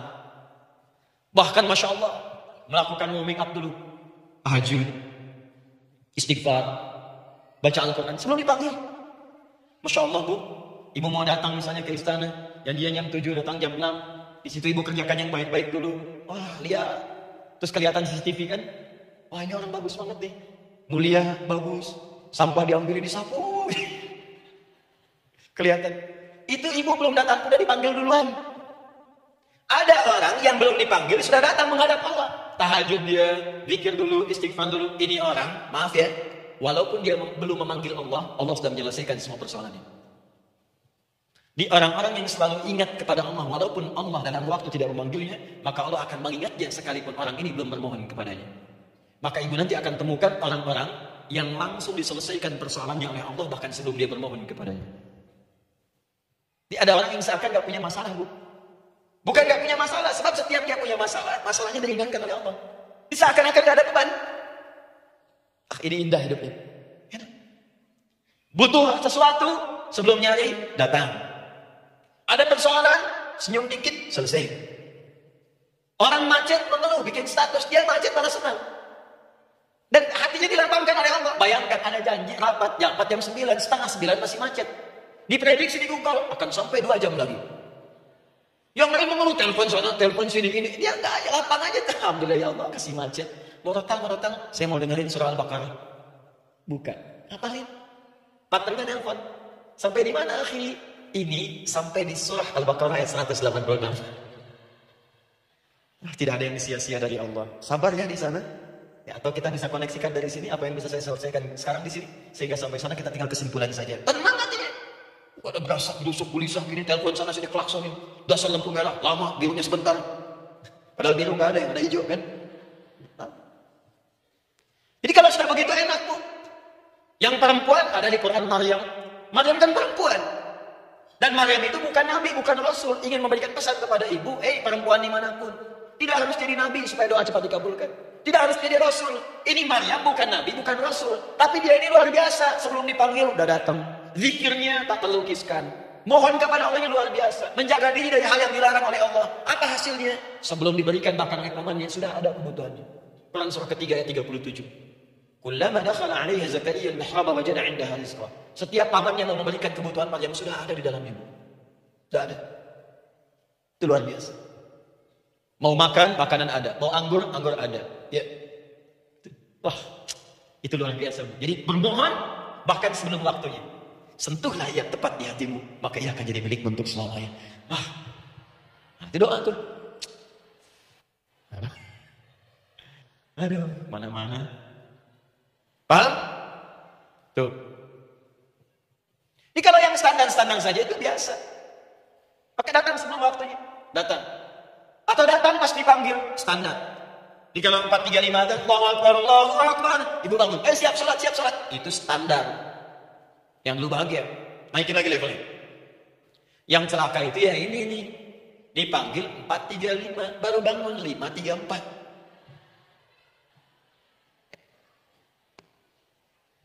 Sholat subuh belum, nuntutnya udah banyak. Ya Allah, kurang apa lagi aku bermohon kepadamu? Sudah aku meminta sekarang, sholat subuh aja belum. Jadi mana keadilannya? Jadi yang pertama, respon seruan Allah, disitulah Allah pun akan cepat merespon apa yang kita kemudian butuhkan. Jadi yang pertama lewat sholat ya Bu ya. Ingat sholat. Dan sholat itu tadi dari 4 posisi, saya ajarkan yang pertama saja satu, supaya nggak terlampau panjang ya. Berdiri Bu. Saya ajarkan satu, setiap ibu dalam keadaan berdiri dan membaca Al-Fatihah pada kalimat iyyaka na'budu wa iyyaka nasta'in. Lihat pada kalimat iyyaka na'budu wa iyyaka nasta'in, maka sertakanlah di hati kita apa persoalan yang dirasakan untuk bermohon kepada Allah. Saya ajarkan cepat, kalau ibu mau belajar lebih detail, ikuti kajian kami di fikih salat, sifat salat Nabi sallallahu alaihi wasallam. Nanti saya terangkan semua dalilnya. Insyaallah sepanjang yang saya ketahui. Baik, dasarnya ini, dasarnya Quran surah ketiga ayat 38 sampai 39. Dan dikuatkan nanti di hadis qudsi. Ibu kenal Nabi Zakaria? Ya kenal ya. Ya selamat lah Bu. Alhamdulillah. Episode ke-15 kenal Nabi Zakaria, luar biasa. Alhamdulillah. Nabi Zakaria punya persoalan, sudah berumah tangga, belum ada keturunan, fisiknya sudah letih, rambutnya sudah memutih, dan mohon maaf istrinya divonis menopause dan mandul secara medis klinis. Apa yang beliau kerjakan? Sholat. Dalam sholatnya bermohon kepada Allah. Perhatikan permohonannya. Qala rabbi habli min ladunka dzurriyyatan thayyibah. Ya hunalika da'a Zakaria rabbah. Qala rabbi habli min ladunka dzurriyyatan thayyibah innaka sami'ud du'a. Ya Allah, aku bermohon kepadamu, anugerahkan aku keturunan. Semua mengatakan aku gak mungkin punya keturunan. Hanya Engkau yang tidak punya batas dalam pemberian. Engkau pasti mendengar doa saya. Kalau pada yang maha mendengar tidak mengabulkan juga, lantas kepada siapa lagi aku mesti memohon? Doa ini dipanjatkan oleh beliau dalam keadaan sholat, sedang berdiri dalam sholatnya. Jadi ibu maaf ya, tolong jangan salah berpikir, semua nabi dan rasul, orang soleh sebelumnya itu sholat. Cuma kita lebih sempurna gerakan dan jumlahnya, sempurna. Orang dulu sholat. Nabi Musa sholat, Quran surah 20 ayat 14. Nabi Isa sholat, Quran surah 19 ayat 31 sampai 33. Nabi Ismail sholat, Quran surah 19 ayat ke-55. Semua sholat. Sholat. Nabi Zakaria saat punya masalah, sholat. Dalam berdirinya minta dalam sholatnya. Dari mana Ustaz tahunya beliau minta dalam berdiri dalam sholat? Ayat 39 dia baca. Quran surah ketiga ayat 39. Fanadatul malaika, maka doanya itu dijawab oleh Allah. Datang malaikat menyampaikan jawaban. Wa huwa qa'imun yusalli fil mihrab. Sedangkan beliau masih berdiri dalam sholat di mihrab. Masih berdiri dalam sholat. Sholat. Di dalam sholat itu minta. Makanya semua bacaan sholat itu permintaan isinya. Dan dikabarkan oleh Allah. Anallahu yubashshiruka bi Yahya. Allah kasih kabar gembira, engkau akan punya anak, langsung namanya dari Allah Yahya, artinya hidup, yang mustahil menurut manusia. Lahir dari rahim seorang perempuan yang divonis menopause dan mandul menurut medis, kata Allah tidak ada yang mustahil bagiku. Lahir dan hidup dia, Yahya. Kapan terjadinya? Sedang sholat. Kapan saat sholatnya? Berdiri. Nah yang paling menarik Bu, umatnya Nabi Muhammad SAW ditunggu oleh Allah 5 kali dalam sehari. Dan dimintakan sebelum sholat untuk menyiapkan permohonannya. Maka turunlah Quran surah kedua ayat ke-45. Ibu lihat ayatnya. Wasta'inu bis-sabri was-salah. Bahkan ditegaskan lagi di Quran surah kedua ayat 153. Paling kanan sebelah bawah. Ya ayyuhalladzina amanu ista'inu bis-sabri was-salah. Yang pertama enggak pakai panggilan iman. Wasta'inu, kata Allah, hey, kalau kamu punya masalah, jangan mengeluh, jangan berkeluh kesah, jangan terlampau banyak gelisah, cepat siapkan dirimu untuk menunaikan sholat. Siapkan permohonanmu, minta kepada lewat sholat. Kalau belum yakin, disebutkan imannya. Ya ayyuhalladzina amanu, hey orang-orang yang masih merasa punya iman, katanya punya iman. Kalau ibu nggak mau minta lewat sholat, dipertanyakan imannya. Kamu punya iman nggak? Kata Allah, yakin nggak dengan saya? Kalau punya masalah jangan mengeluh. Datang pada saya minta. Lewat sholat saya panggil sholat minta. Kalau masih merasa punya iman. Tuh, iman kita kan dipertaruhkan di situ. Nah sekarang saya berikan rumus bahasanya. Allah memanggil kita dengan bentuk jamak, perintah jamak. Wasta'inu, wasta'inu. Itu bentuk perintah. Wasta'inu, bentuk perintah.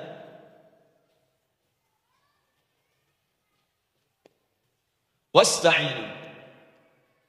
Dan jika kalian perhatikan cara menerjemahkannya, Dan jika kalian punya persoalan dalam hidup, punya kebutuhan, maka bergegaslah siapkan dirimu untuk minta kepadaku solusi. Wasta'inu, dan mintalah oleh kalian pertolongan, solusi. Bisabri wassalat. Pertama, sabar dulu. Sebelum sholat, sabar dulu dengan itu. Tahan dulu. Terima dulu. Jangan mengeluh, terima dulu. Nanti dalam sholat minta solusi. Itu maksudnya. Punya masalah sekarang, jam 9 lewat. Sabar, tahan dulu. Koreksi diri, istighfar, nanti duhur minta. Atau duha sekarang sholat, datang ke masjid, sholat duha minta. Tahiyatul masjid minta sekarang. Sabar. Ini sabar, terima dulu. Jangan mengeluh, sabar. Ingat, terima, sabar. Karena Allah mustahil memberikan ujian masalah kalau kita tidak sanggup menerimanya. La yukallifullahu nafsan illa. Saya sering katakan Bu ya, maaf kalau kalimat ini mungkin kurang berkenan, tapi kalimat ini nyata. Kalau ibu sekarang punya masalah seberat apapun, itu artinya hanya ibu yang sanggup untuk menerimanya. Saya tidak. Betul, karena itu persoalan itu dititipkan kepada ibu, bukan kepada seorang bernama Adi Hidayat. Ibu yang dipercaya. Ya, ibu dipercaya oleh Allah. Kenapa ibu tidak yakin dengan itu? Karena cuma ibu yang bisa mengatasi. Ibu yang mampu, saya tidak. Karena itu dititipkan pada ibu. Kaidahnya, la yukallifullahu nafsan illa wus'aha. Allah nggak akan berikan beban ujian masalah kalau dia nggak mampu. Artinya kalau saya nggak mampu, saya nggak dikasih. Ibu mampu, ibu diberi. Jangan mengeluh. Kenapa mesti saya, ya Allah? Kamu mampu. Ya Allah, why me? Why not? Kamu yang bisa. Nah sekarang, wassalah setelah terima itu, tapi juga jangan terlampau kepedean.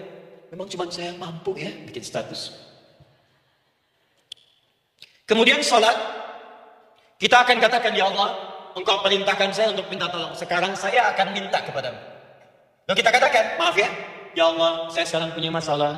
Saya ingin bermohon kepadamu. Saya ingin minta kepadamu, ya Allah. Saya mohon, ya Allah. Maaf Bu ya, maaf ya, sebentar. Ibu kalau punya masalah sedikit atau banyak? Banyak. Yang punya masalah ibu saja atau anak juga punya masalah? Kadang-kadang, bukankah anak yang punya masalah ibu yang minta? Bukankah suami yang punya persoalan ibu yang bermohon? Tidak? Karena itu, kalau kita ingin memohon kepada Allah dengan persoalan yang kompleks mewakili yang banyak, maka pertama kalimatnya diawali dengan huruf na. Berarti kami, kita, semua. Jelas ya? Nah, ibu ingin rubah kalimatnya minta tolong. Kata Allah, minta kepadaku pertolongan. Wasta'inu. Ibu ingin rubah menjadi bentuk permintaan. Rubah kalimatnya menjadi nasta'in. Nasta'in. Nasta'in.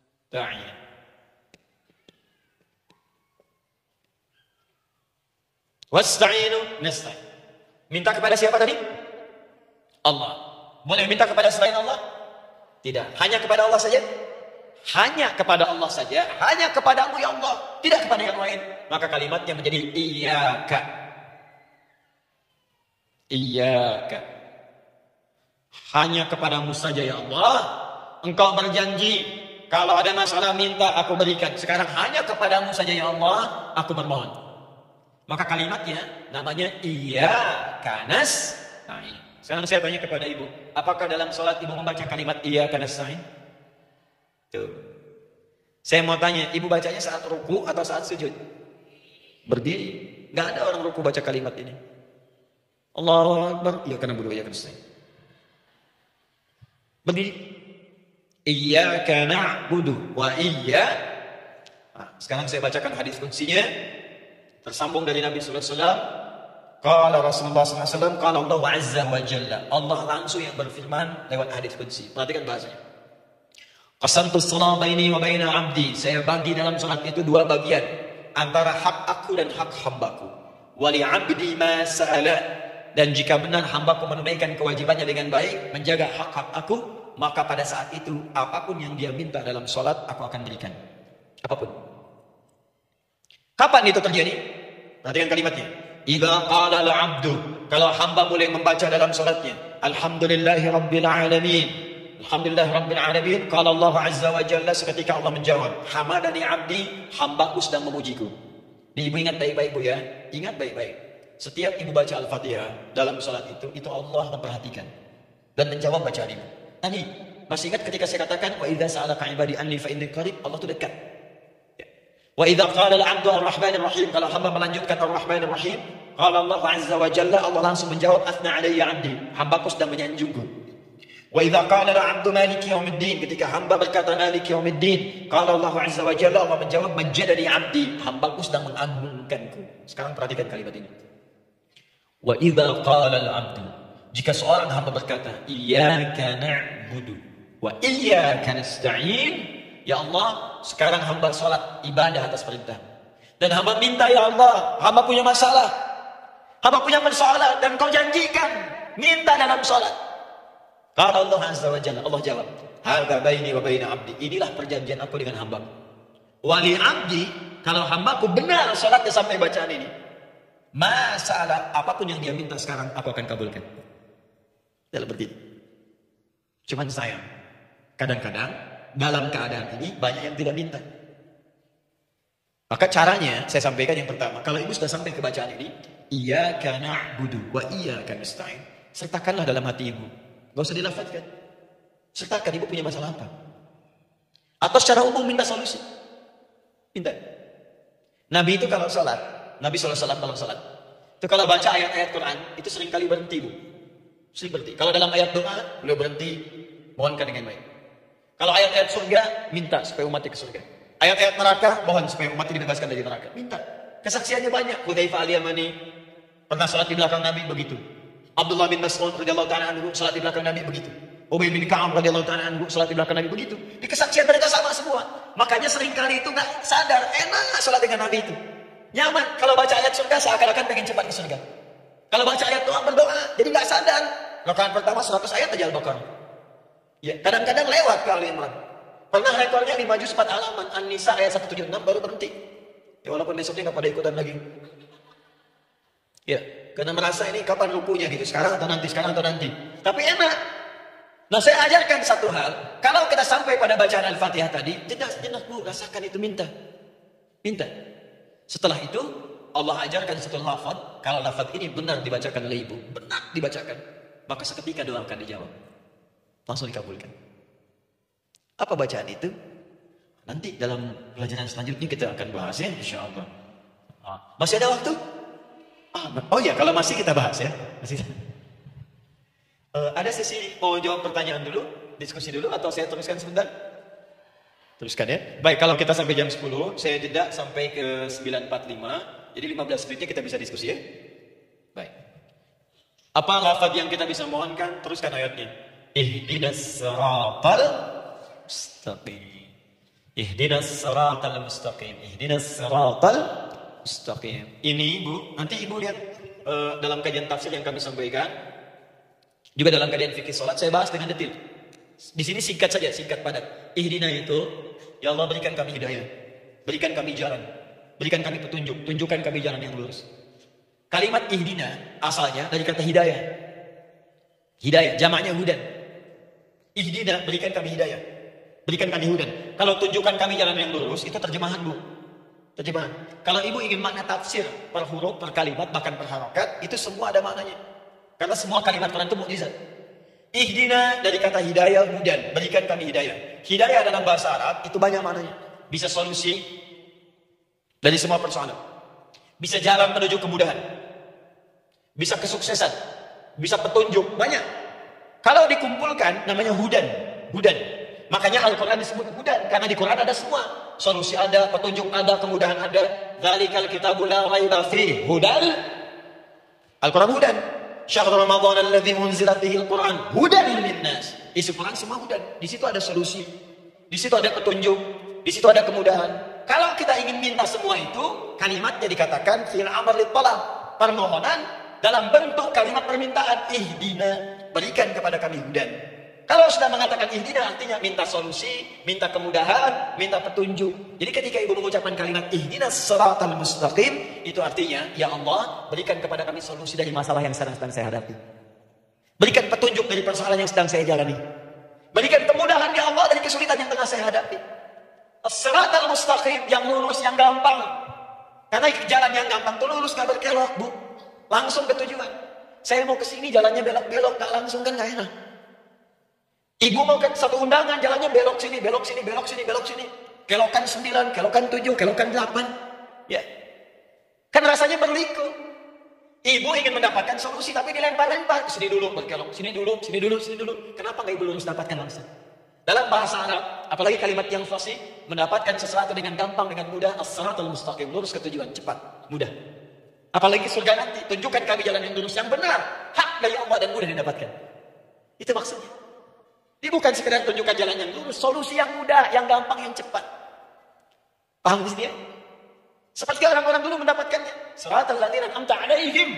Seperti orang dulu mendapatkan semua kenikmatan ketika mereka bermohon kepadamu ya Allah. Siapa mereka? Ada 4 golongan disebutkan di Quran surah keempat ayat 69. Ada para nabi, orang-orang jujur siddiqin, para syuhada dan orang-orang saleh.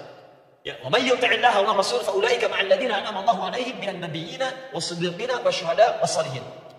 Para nabi dulu berdoa, ya Allah, saya ada masalah dikabulkan. Kita minta ya Allah, sekarang saya berdoa, tolong kabulkan seperti nabi-nabi dulu dikabulkan. Nabi Ayub sakit, berdoa dikabulkan. Kita sakit dikabulkan. Nabi Ibrahim ada ujian dikabulkan. Nabi Ibrahim punya ujian dengan anak. Kita ada ujian dengan anak, minta dikabulkan. Anak-anak berselisih, ada yang dendam, yang iri. Seperti anaknya Nabi Yakub. Nabi Yakub berdoa dikabulkan, kita minta dikabulkan.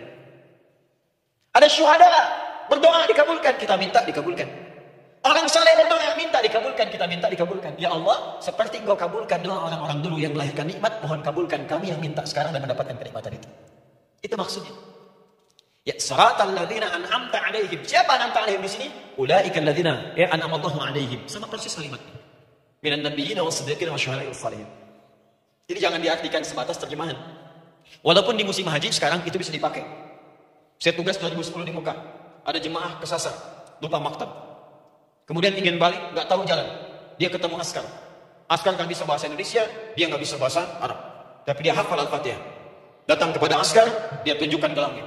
Pak, ihdinas siratal mustaqim. Tunjukkan saya jalan yang lurus. Ikut bilang. Askar nggak bisa bahasa Indonesia. Dikasih bahasa Arab, nggak paham-paham. Tapi askar ini pun cerdas. Dia tunjuk, dia lihat ke langit. Oh, maktab sana. Siratal ladzina an'amta 'alaihim ghairil maghdubi 'alaihim waladdallin. Lurus, jangan belok-belok. Kalau belok nanti engkau tersesat atau dicaci maki orang. Maghdub ya dicela orang. Dhalin tersesat, kan? Jangan dicela, jangan sesat, lurus. Tapi kalau dalam berdoa dalam sholat minta di hati hadirkan. Jelas ya? Nah itu posisi pertama. Jadi pertama minta lewat sholat. Yang kedua cepat rajin istighfar bu. Saya cepat ya, rajin istighfar. Saya ada 7 menit lagi. Ibu rajin istighfar. Astaghfirullah, astaghfirullah, astaghfirullah, astaghfirullah. Itu yang paling singkat. Astaghfirullahaladzim, astaghfirullahaladzim, astaghfirullahaladzim. Itu yang menengah. Astaghfirullahaladzim, alladzi la ilaha illa huwal hayyul qayyum wa natubu ilaih. Astaghfirullahaladzim, alladzi la ilaha illa huwal hayyul qayyum wa natubu ilaih.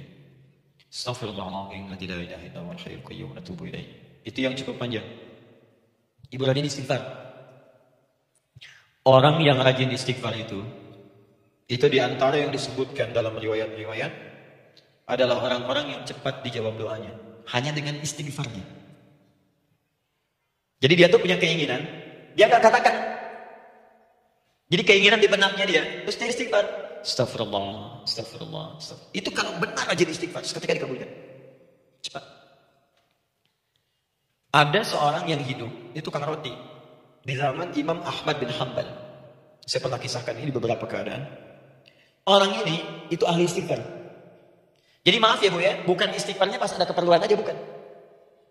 Ada ta'lim ustaz di sab pertama, astagfirullah, astagfirullah, astagfirullah, bukan. Besok ada arisan, astagfirullah, astagfirullah, bukan.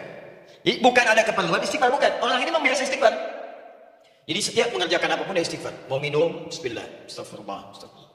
Dia setiap buka adonan, astagfirullah, astagfirullah. Nah satu ketiga, Imam Ahmad itu nggak tahu kenapa pengen datang ke daerah itu. Ya kalau misalnya ibu tinggal di Cicahem, misalnya kan Imam Ahmad tiba-tiba pengen ke Cicahem aja. Terus karena lelah, mampir ke masjid. Istirahat di dalam masjid.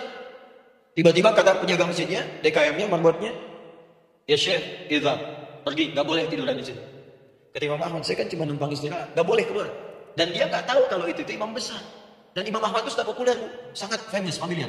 Cuman orang kan nggak pernah lihat wajahnya. Dulu kan nggak ada Facebook, nggak ada Instagram, nggak ada handphone, nggak ada apa-apa. Jadi kalau orang terima Ahmad, ya Ahmad aja kemana-mana. Oh, ada Imam Ahmad, Imam besar, Imam Syafi'i, Imam besar. Tapi nggak pernah lihat. Sekarang kan udah kelihatan. Ya, udah kelihatan. Sekarang banyak. Makanya orang dulu tuh senang begitu tahu, dikasih tahu Nabi aja ke Madinah, Bu. Gak ada yang tahu kalau itu Nabi Muhammad kalau belum pernah lihat. Karena beliau di bawah, Abu Bakar di atas. Abu Bakar kan naik kan, untanya Nabi. Nabi Muhammad pasti bawah gantian di jalan. Orang mengira yang di atas unta Nabi Muhammad. Padahal Nabi Muhammad yang jalan kaki, gak kelihatan. Makanya responnya boleh ketika tahu Nabi senang luar biasa. Minta doa, minta ini, minta itu. Orang sekarang tidak. Karena sering banyak lihat di TV media sosial begitu ketemu minta foto. Inilah yang kisahnya. Gak tahu dia pergi keluar. Kata Imam Ahmad ya sudah keluar beliau. Gak mau ribut. Istirahat di luar. Di pelataran. Di sini juga gak boleh. Lihat kalimatnya. Barwah keluar pergi. Barwah itu kasar. Begitu kemudian di debat lagi. Saya cuma di luar. Roh. Rawah itu dari kata roh, Bu. Itu paling kasar. Artinya keluar dengan roh-rohnya sekalian. Rohnya punya di sini. Ya. Jadi kalau ibu nanti di Masjidil Haram misalnya kan, ada kalimat itu artinya kesal, Bu, askarnya. Ya, keluar. Misalnya kita bianti, nggak mau, saya mau di sini. Ya, barulah pergi. Sampai ke ruah dengan roh-rohnya. Itu artinya ibu disuruh pergi. Ya, bukan jangan mengelak lagi. Ruah. Saya bukan ruah, saya roh hayati. Suruh pergi. Imam Ahmad pergi tuh akhirnya. Pergi di jalan kelihatan tuh orang tadi. Begitu kelihatan capek lah dipanggil, Syekh, kayaknya lelah istirahat di sini. Dan tukang roti pun nggak tahu kalau itu Imam Ahmad. Begitu istirahat, duduk, kelihatan Imam Ahmad setiap buka adonan, astagfirullah. Bikin lagi, astagfirullah. Imam Ahmad tahu faedah itu. Tapi ingin menguji tukang roti ini, ditanya. Ya akhi, kamu ini kenapa setiap Anda menanam adonan itu, tepung itu, Anda mengucapkan istighfar, astagfirullah. Perhatikan jawabannya. Wallahi demi Allah, tidak pernah saya beristighfar dalam setiap aktivitas saya, kecuali Allah selalu mengabulkan doa yang saya mohonkan. Di setiap minta, astagfirullah, itu dikabulkan.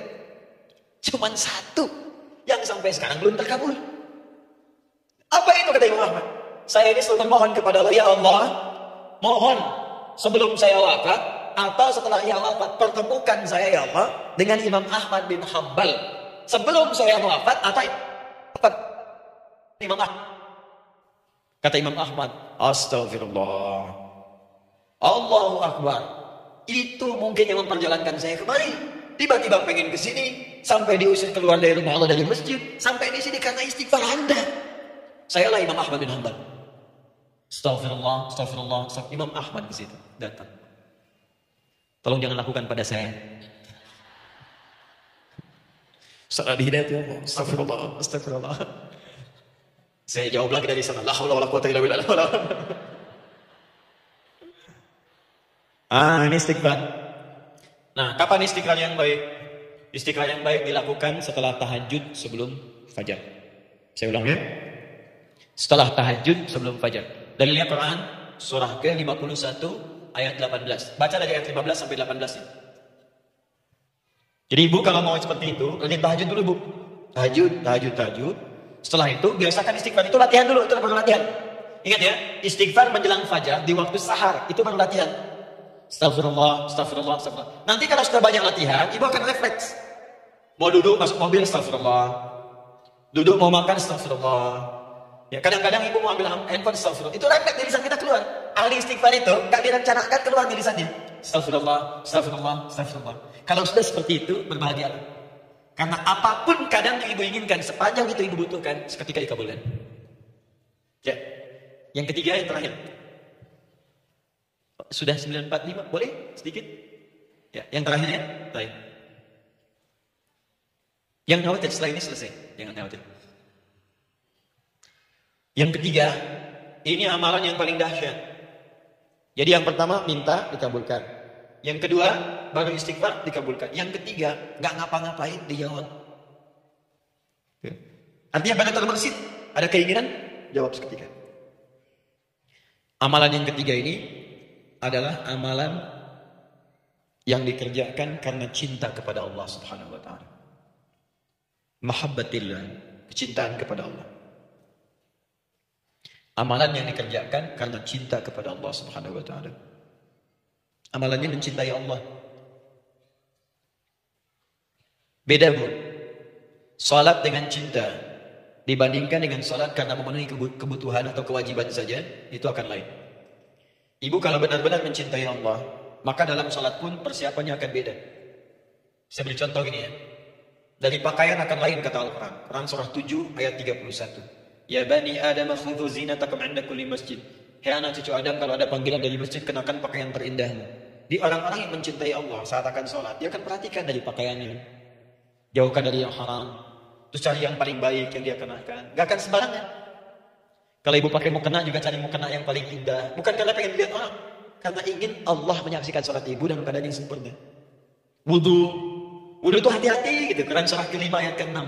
Ya ayyuhalladzina amanu idza qumtum ila sholati faghsilu wujuhakum wa aydiyakum ilal marafiq wamsahu bi ru'usikum wa arjulakum ilal ka'bayn.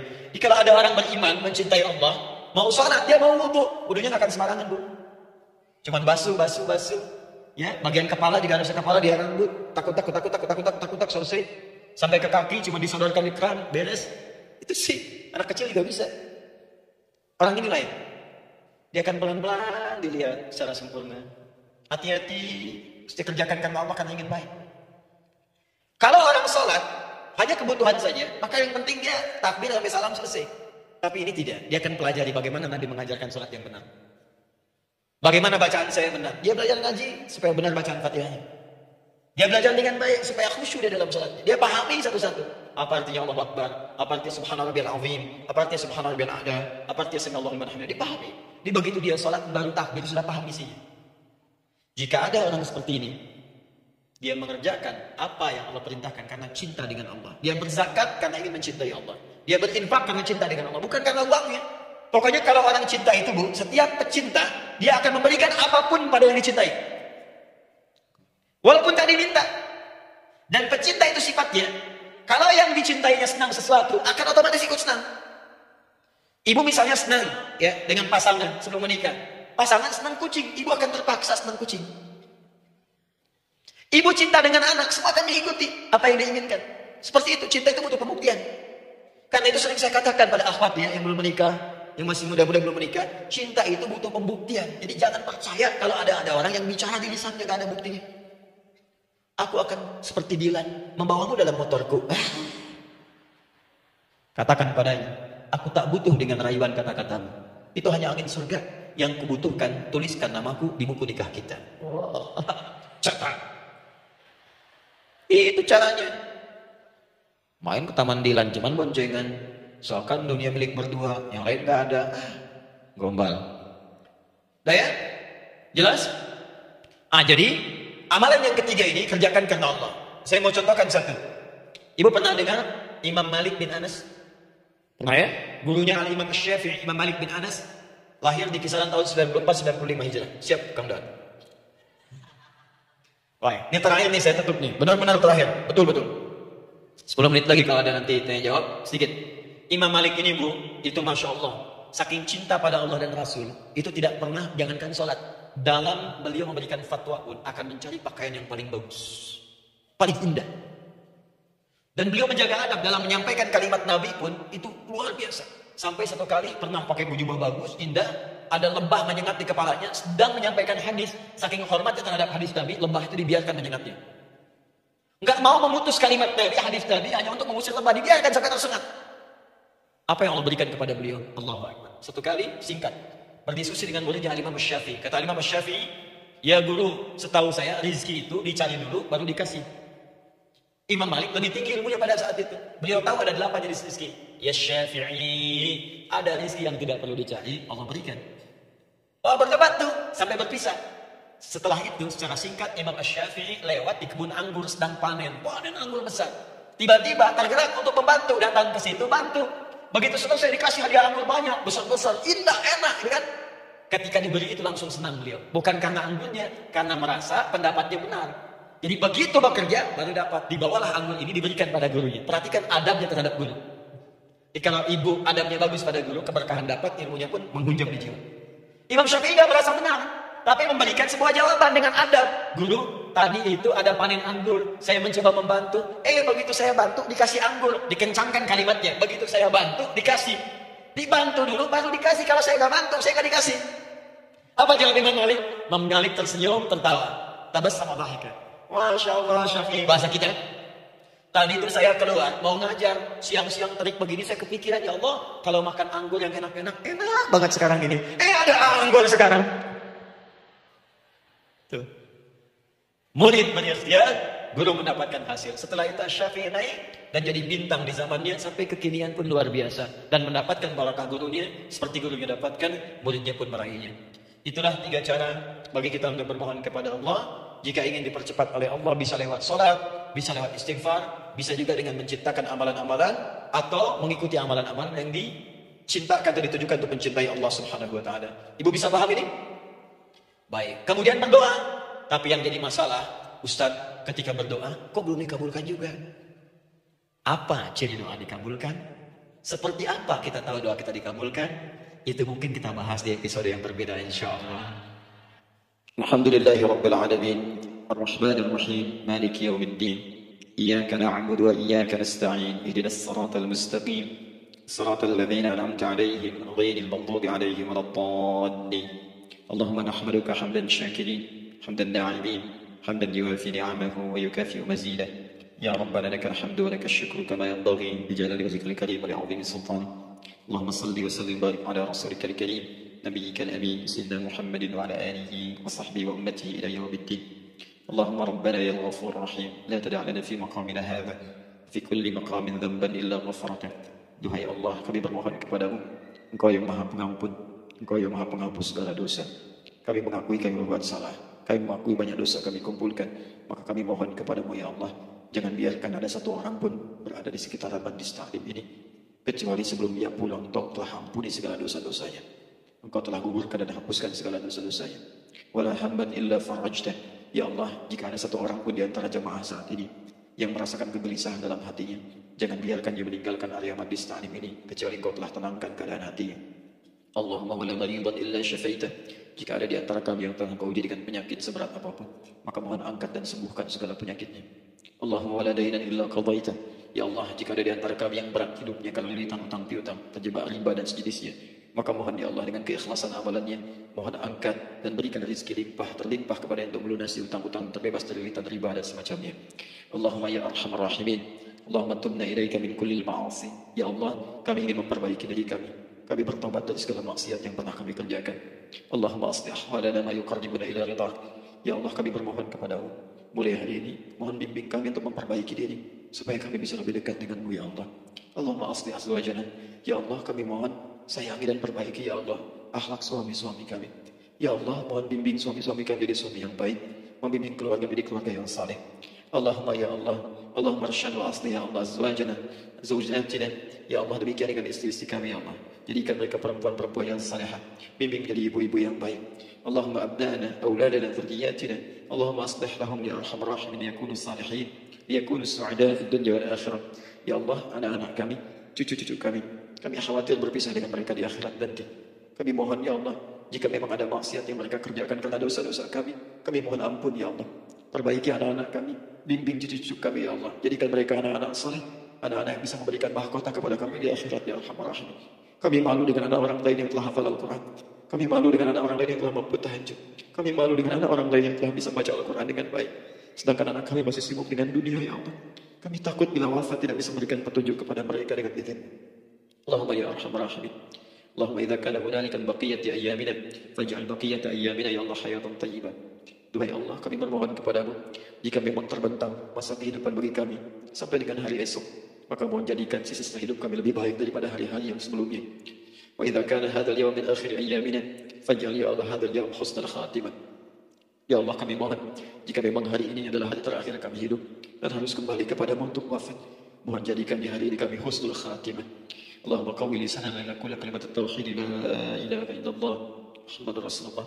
Ya Allah, kami mohon, jika kelak kami akan wafat, ringankan lisan kami untuk mengucapkan kalimat tauhid la ilaha illallah Muhammadur Rasulullah. Wa ajib kalimatan bi qawlika ya ayyatuhan nafsul mutmainnah irji'i ila rabbika radiyatan mardiyah fadkhuli fi ibadi wa dkhuli jannati. Ya Allah, kami mohon kelak nanti dalam sakaratul maut nanti, jika kami bermohon kepadamu dengan kalimat tauhid la ilaha illallah, mohon jawab kalimat kami ya Allah dengan panggilanmu yang indah. Ya ayyatuhan nafsul mutmainnah, hai jiwa yang sudah tenang, irji'i ila rabbika radiyatan mardiyah. Hai cepat pulang menghadap kepada Rabbmu. Hai cepat pulang menghadap kepada Rabbmu. Hai cepat pulang menghadap kepada Rabbmu. Aku ridha dengan semua amalmu, engkau pun akan ridha dengan semua pemberianku. Adkhuli fi ibadi wa adkhuli jannati. Engkau aku masukkan dalam golongan hambaku. Aku siapkan surga untuk menyambutmu. Allahumma ishtaqna bi Rasulillah sallallahu alaihi wasallam. Ya Allah, kami rindu sekali dengan Rasulullah sallallahu alaihi wasallam. Lam na'ish ma'ahu fil haya wa lam narahu fil manam. Kami belum pernah hidup bersama beliau di dunia, tidak mampu menatapnya di alam mimpi. Maka mohon ya Allah, jangan biarkan kami berpisah dengan Rasulullah di akhirat nanti ya Rabbal Alamin. Jumpakan kami dengan Rasulullah di taman Firdaus yang paling indah. Allahumma ya arhamar rahimin. Allahumma rizqna rizqa ya Allah. Likulil hujjaj. Ya Allah, anugerahkan kemudahan, kelapangan kepada para jemaah haji yang berhaji tahun ini ya arhamar rahimin. Allahumma taqabbal minhum ya Allah hajjahum, sa'yahum sa'yan mashkura, wa dhanbahum dhanban maghfura, wa tijaratahum tijaratan lan tabur. Ya Allah, jangan sia-siakan pengorbanan fisik mereka, biaya mereka, waktu mereka, tenaga mereka, emosi mereka. Terima haji mereka ya Allah. Jadikan sa'i mereka berhasil, tawaf mereka benar, jadikan seluruh manasik yang Kau ridai ya arhamar rahimin. Allahumma ya Allah, rizqan rizqan hasanan tayyiban liyahujju kulla man lam yahujj ya arhamar rahimin. Ya Allah, bagi kawan-kawan kami, kerabat kami, saudara kami, tetangga kami yang belum berhaji, maka anugerahkan kemudahan bagi mereka untuk berhaji ya Allah. Anugerahkan kelapangan untuk berhaji ya Allah. Sekalipun memang tidak terbuka kesempatan itu, maka mohon anugerahkan sifat mabrur kepada kami sekalipun tidak mendapati ibadahnya. Allahumma ya arhamar rahimin. Allahumma rizqna ya Allah nikmatan salihah. Ya Allah, anugerahkan kepada kami nikmat untuk menjadi orang saleh di dunia dan kembali kepadamu di akhirat dalam keadaan saleh. Alhiqna bis salihin ma'al ladina an'amta 'alaihim minan nabiyyin was-siddiqin wasyuhada was-salihin wa hasuna ulaika rafiqa. Ya Allah, kumpulkan kelak kami di surga dengan para nabi, orang-orang saleh, para syuhada, orang-orang yang benar di hadapan-Mu. Itulah nikmat terbaik yang mampu kami dapatkan. Allahumma ya Rabb, Allahumma aslih Allah qulubana, ati anfusana taqwaha, wa zakkiha anta khairu man zakkaha, anta waliyuha wa maulaha. Ya Allah, jika memang kami telah Engkau anggap baik sampai dengan pagi hari ini, maka mohon jaga kami dalam keadaan baik sampai wafat ya Allah. Berikan kami kekuatan untuk istiqamah, jauhkan kami dari pengaruh nafsu ya arhamar rahim. Ya Allah, jika ada saat ini orang-orang yang menyakiti kami ya Allah, berkhianat kepada kami ya Allah, menzalimi kami, maka mohon ampuni dosa mereka ya Allah. Maafkan mereka ya Allah, bimbing mereka untuk sadar dan bertobat ya Allah. Titipkan dalam jiwa kami sifat untuk saling menyayangi ya Allah. Titipkan dalam jiwa kami sifat untuk saling memaafkan ya Allah. Titipkan dalam jiwa kami sifat untuk bisa memperhatikan ya Allah. Allahumma ya Rabbana atina fid dunya hasanah wa fil akhirati hasanah wa qina adzaban nar. Bifadlika subhana rabbika rabbil izzati amma yasifun. Wassalamun alal mursalin wa akhiru da'wana alhamdulillahi rabbil alamin.